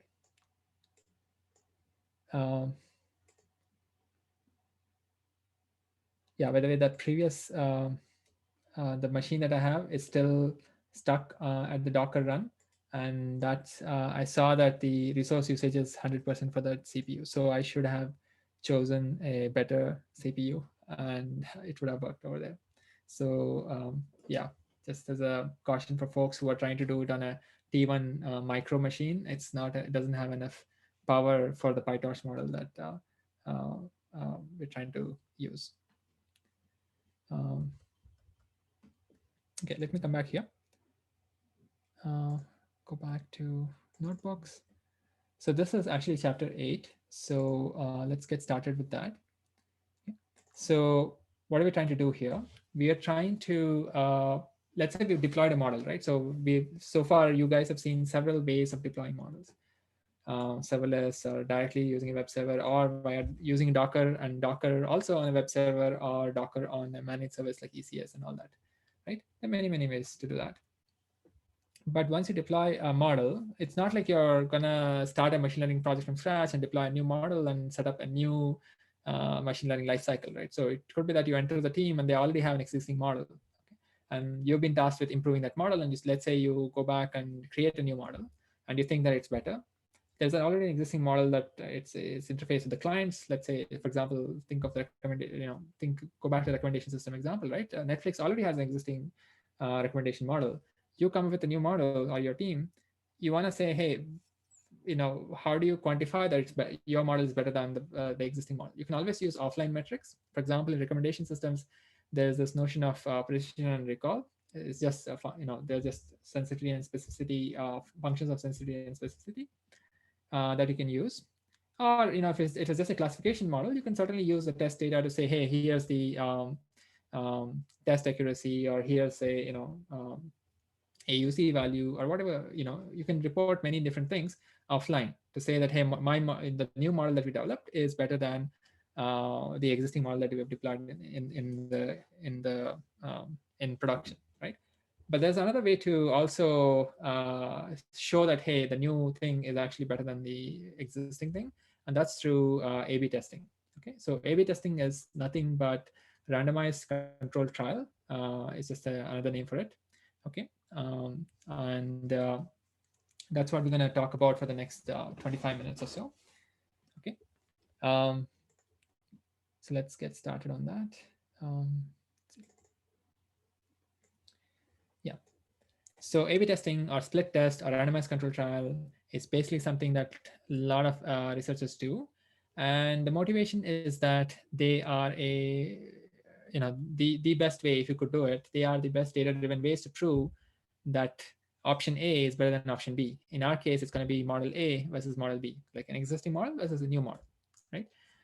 This is a very, I would say, very intuitive way to prove to business stakeholders, else other folks, than to show things like precision recall numbers and so on offline, or some other types of metrics, to show that, hey, the new solution works better than existing solution. And because you can actually, once you deploy your model, you can actually track not just precision recall. You can actually track, for example, in the recommendation setting, you can track the final thing. For example, maybe that leads to more engagement in that month. Okay, something like that. So you can have other metrics that you can track. Okay, and the greatest advantage and disadvantage as a caveat is that it's easy to set it up, and also very difficult to interpret correctly. Okay, so people can easily set it up, but it's also easy to misunderstand what's going on. Okay, and using A/B testing while deploying ML models, let's say in a general ML lifecycle, it's a great way to hedge risks. Okay, so that you're not doing data snooping. So for example, maybe while creating your features, you actually looked at the labels, and so you have really overfit to your data, and so all the numbers that you're seeing seem really promising. One reality check would be to run an A/B test where your new model maybe runs on a small proportion of your users, so that not everybody is impacted, but you can get a sense of how does it actually perform in reality. Okay, and there are many tools out there which improve on A/B testing or randomized control trials in various ways. One of the ideas is called multi-arm bandits. So folks in the IDS 576 course will have a chance to look at these improvements in decision making. But A/B testing is now quite prevalent, especially with the software catching up and letting people do A/B testing, even if they're not statisticians, or even if they're not researchers, right? So and it's very popular in tech industry, especially in the big companies, as well as smaller companies. There are many vendors. Some of them you may recognize: Google Optimize by Google, for example, and on Oracle, and various other things. Various other vendors are also there. There are also a lot of open source implementations of how to set up your A/B testing, the whole infrastructure, so that when people come, they get tested. Okay, and I'm going to tell you what the testing is. Okay, in just one sentence, which is that you want to have an infrastructure set up. Okay, let's say they have two models, model A, model B. You just need an infrastructure set up so that every time a user comes, someone sitting over there, is going to flip a coin, and with 50% probability that they'll send that user to model A, and if the coin lands tails, with 50% probability, they'll send that user to model B. Okay, that's it. In unbiased way, if they can direct the traffic randomly between model A and model B, and that will let us get a sense of how good is model A and model B. Okay. because for the users who went to model A, we'll see how much, let's say, they engaged with our recommendation system, using our given our recommendation system. And with model B, again, the same thing, how much are they engaged. And if the two numbers are like very different from each other, we may know that one of the numbers is, the model backing the better number is probably better. Okay, that's what these all these softwares will help you do. Okay, there are two things to note. Actually, the whole point of doing A/B testing is also backed by one key important thing that's missing in much of, I guess, traditional machine learning, and this has intersections with what is called causal inference as well. Is that um, um, is that is the notion of what we call bandit feedback. Okay, bandit feedback. We just, it's just a name. What does it mean intuitively? Okay, intuitively it means that, you know the intuitive issue is that we only receive feedback. Okay, so let's say I have model A, model B. Okay, I showed model A to user. We only get feedback uh, about how model A did with that from that user, right? It's not like the user will say, hypothetically, if you had shown me model B, here's what I would have done. You would not have that information because you did not show that model B to that user. So what I mean by that, in other words, is that we only receive feedback on the decision that we took.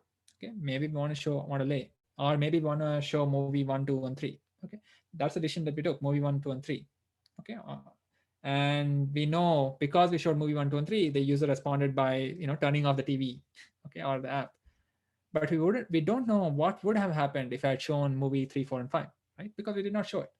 The same user at that same time, if you had shown us different set of movies, we don't know what would have happened. That's the counterfactual question that we don't know. Okay, that means that the data has this issue of that it can only tell us partial information. That, hey, for this user, if we showed this movie, this is what happened. Okay, when we showed this set of movies, this is what happened. Okay, we don't know what would have happened if I show some other set of movies. What would have happened?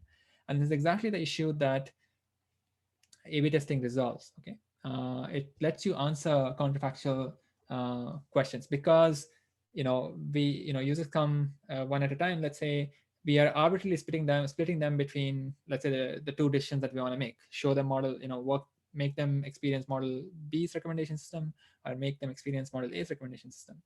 By actively, like, randomly picking users, sending to one of those choices, we can get a sense of, hey, what would have happened if you had shown the new recommendation system, or what would have happened if you had shown the older recommendation system. We can answer those questions and actually compare them. Okay, so that, and a couple of examples here in the note, but I will not spend more time here. Any questions about what is A/B testing, at least, if not bandit feedback?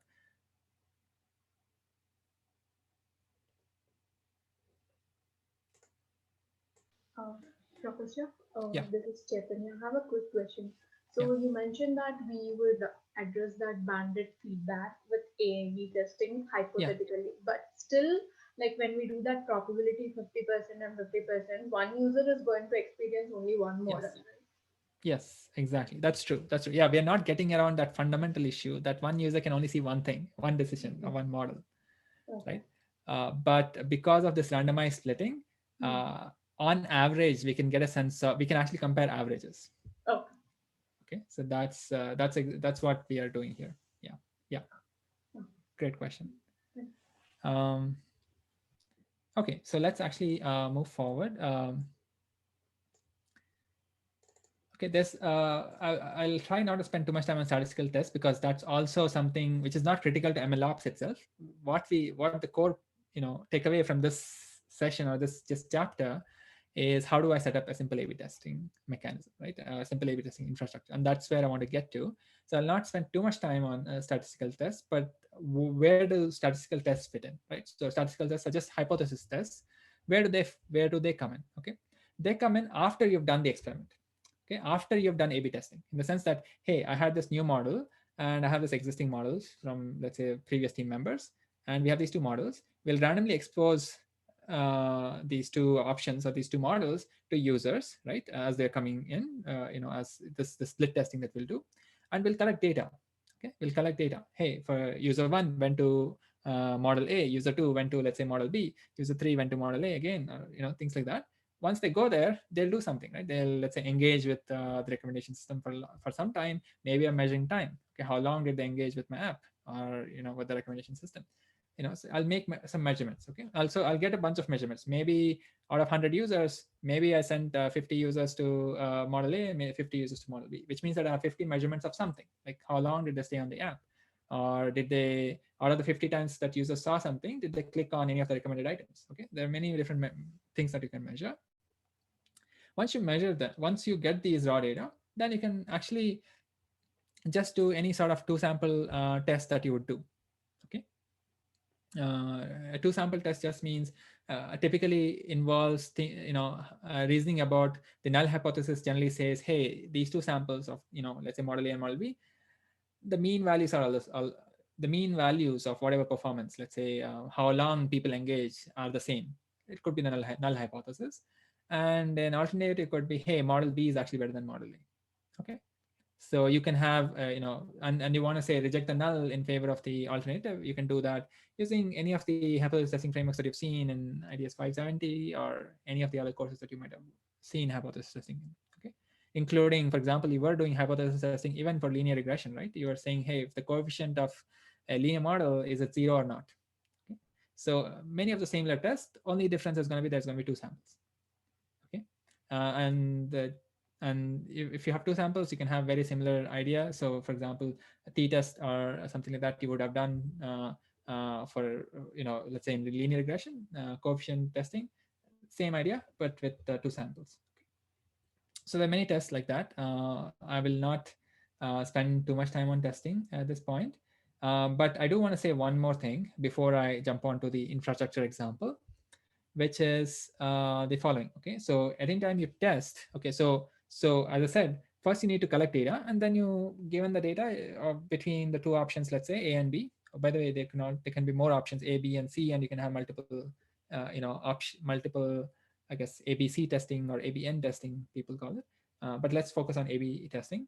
So if you have two sets of data, you can do this test. But okay, but there are some questions that are unanswered still, which is how long should I run the test? Why should I only expose my recommendation model to 50 users? Why not 500 users for model A and 500 users for model A? Why not 5,000 users for model A and 5,000 users for model B? Okay, so it's unclear how long I should run the test. Okay, should it just be 50 users or should it be 5,000 users? And that's called basically the sample size. Okay, because if you expose something, let's say each of my recommendation model, the new one and the old one, to 5,000 users each, then I have 5,000 data points for one side of the sample. I have 5,000 data points for the second side of the sample. Okay, and so that if I have a lot of data points, intuitively you can imagine that if I have a lot of data points, I can have much higher estimates of the mean or whatever I'm estimating. Okay, much better quality estimates. If I have much better quality estimates, I can really figure out, hey, if are things really, are different or not. Okay, so more sample size, you can really, you can pinpoint, let's say, averages better. It's not just averages, whatever statistic you're using, you can pinpoint the statistic better. And if you get statistics for, let's say, the statistic just means like something like a mean, okay, mean or average. So you can get an average number for the first sample, average number for the second sample, are the two options. If you have more samples, then you can resolve them, even if they're too close by, you can resolve them. Okay, so let's say there's only like a 1% difference between them. Still you can figure out, hey, one is better than the other. Okay, 1% relative difference in some metric, whatever you're measuring.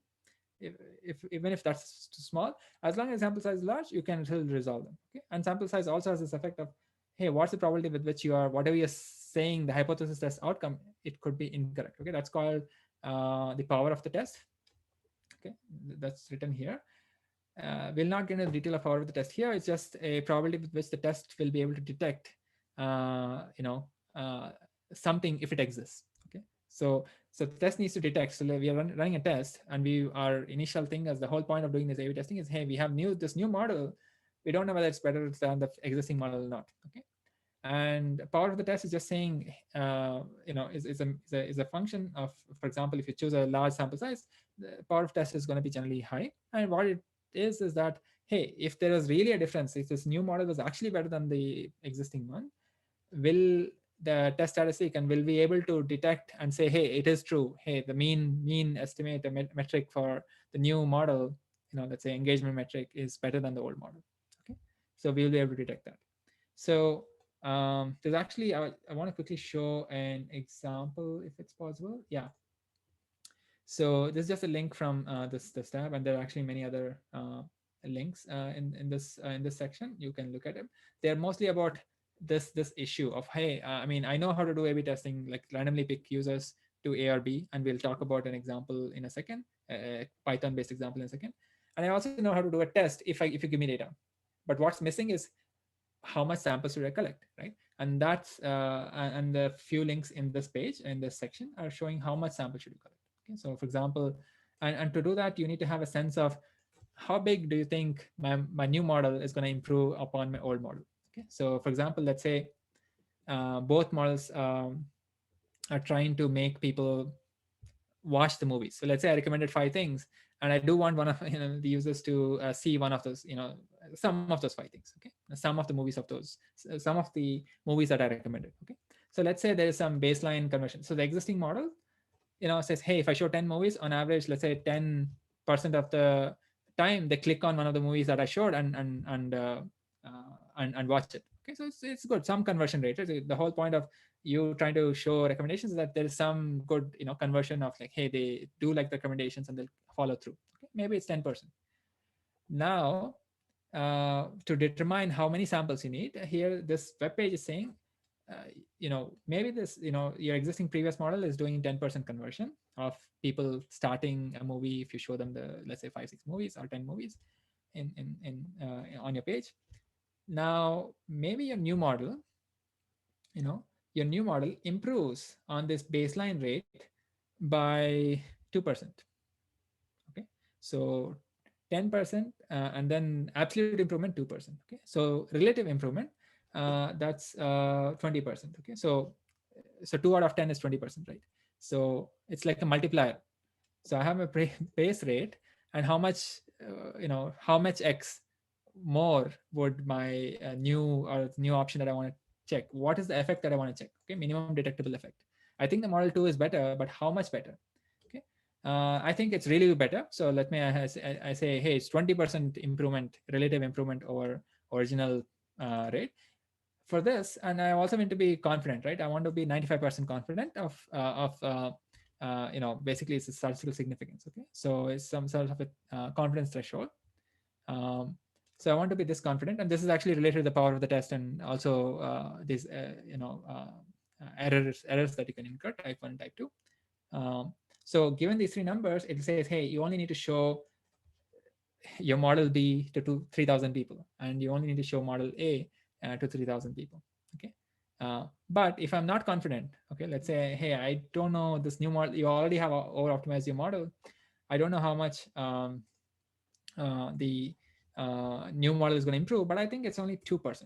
I think its relative improvement is 2%, which means that absolute improvement is like, in absolute numbers is like 10.02%.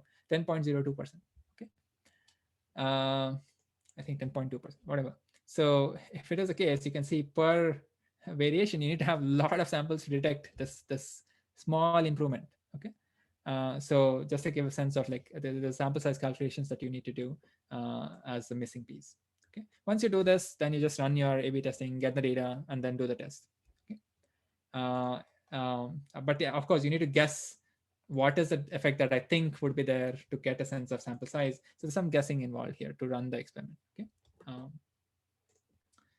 Okay. So with that, let me actually move to model performance testing.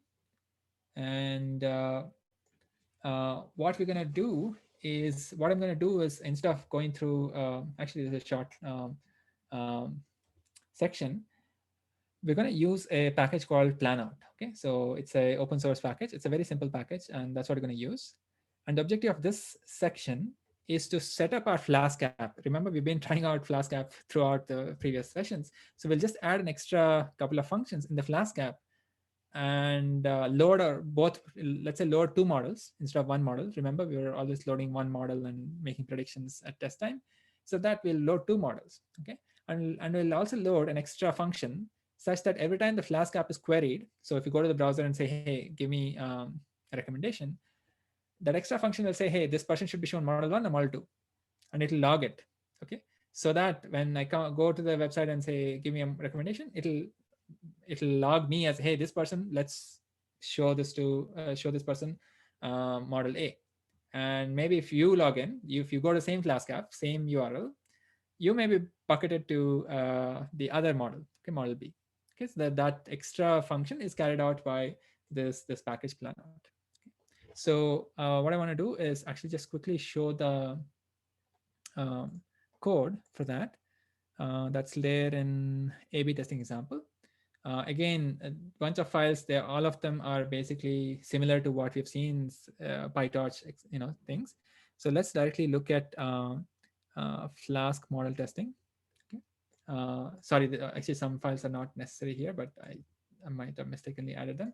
So yeah, um, so this is the notebook. Okay, the extra function is basically extra stuff that we're calling is basically some extra imports like UID creator, like a random identity creator for every time a new user comes, and something called something from this package called planout. Okay, this is the guy which every time I hit the Flask app, will say, hey, this person, let's put them in bucket 1 or bucket 2, and it remembers that. Okay? It remembers that. The app remembers that. Okay, so that next time you refresh the browser and try to do something, you'll still be in the same bucket. Okay, there are those considerations that need to be taken care of in the infrastructure. Okay, so that's this extra class. It's saying, hey, should I show PyTorch model 1 or PyTorch model 2? In this example, actually, and that's it. This extra class that we created, everything else is the same. So, these lines 34 onwards is all the same as before. And only thing I changed is, hey, I mean, for demo purposes, I just made both models the same model. But certainly you can load two models, right? I mean, pickle load, I mean, load two different models. And some extra, this is actually not irrelevant. This is something to do with Flask. I said debug is equal to true and some extra key, but this is not important. So you can look at the main file, right? It's just saying, the moment somebody hits the app will say, hey, app will arbitrarily choose what should be the model type for this guy. Okay, so that's happening in line 76. What model should this person see? Okay, and then if model is PyTorch 1, they see model 1. If its model is PyTorch 2, they'll see model 2. Okay, and that's it. And the rest of the stuff is exactly what the way you would do it for PyTorch model or even simple regression model. Anything else, it will be the same. Okay. So what we'll do is, instead of going through the rest of the code, we will quickly see a demo of it, so that let's go to a, okay, what is it called? A/B testing. Okay, and there's exactly the same files. So we'll run Flask model testing. Okay, so Python Flask model testing. Okay, so now it's trying to read the models. Okay, in this case, only one model we are reading, and we're just calling it two models. But it's reading the model, and it'll set up the Flask app, hopefully. And yeah, and then we can just go to this link, right? As usual.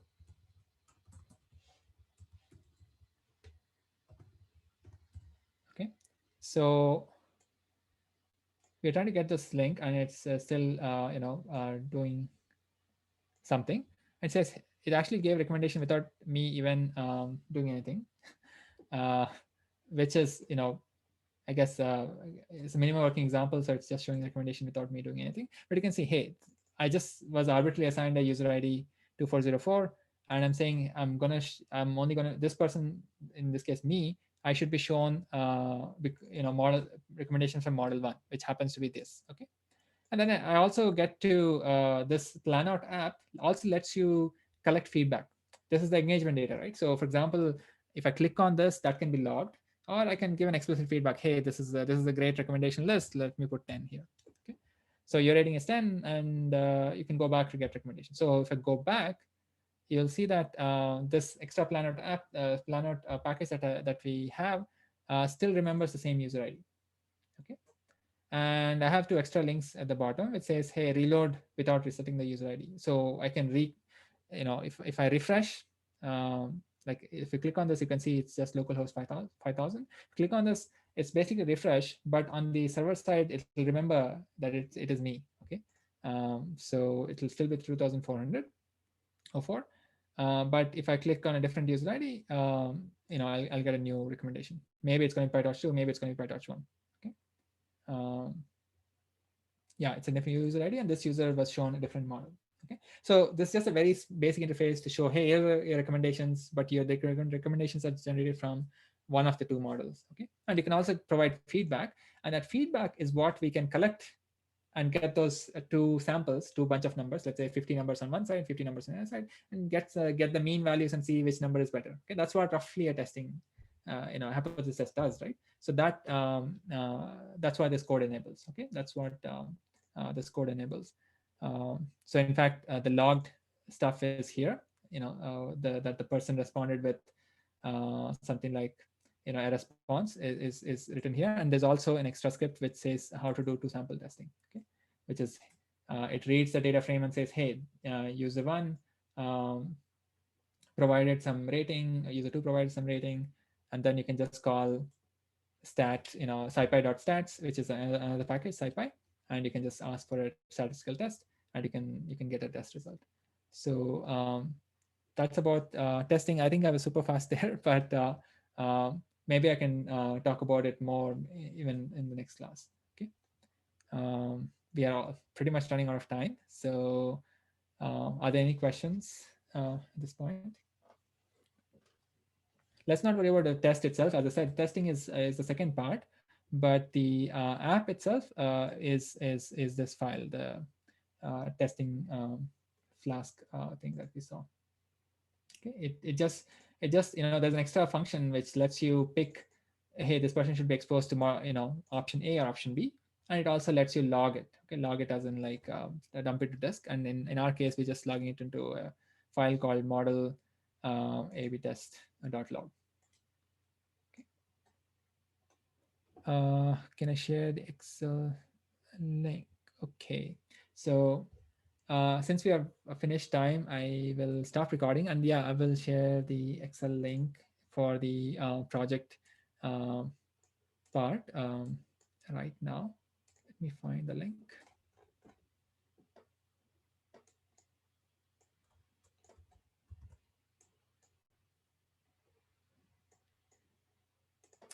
Oh, this is asked by, yeah, and folks, have a look at this link for next week's roughly the agenda. And I'll certainly cover things that we kind of probably skipped over this week, as well as other things. Okay, so I hope you have a good weekend and all the best for your projects. And folks who have questions, please stay back and we can discuss. Okay, let me stop the recording now. Thank you.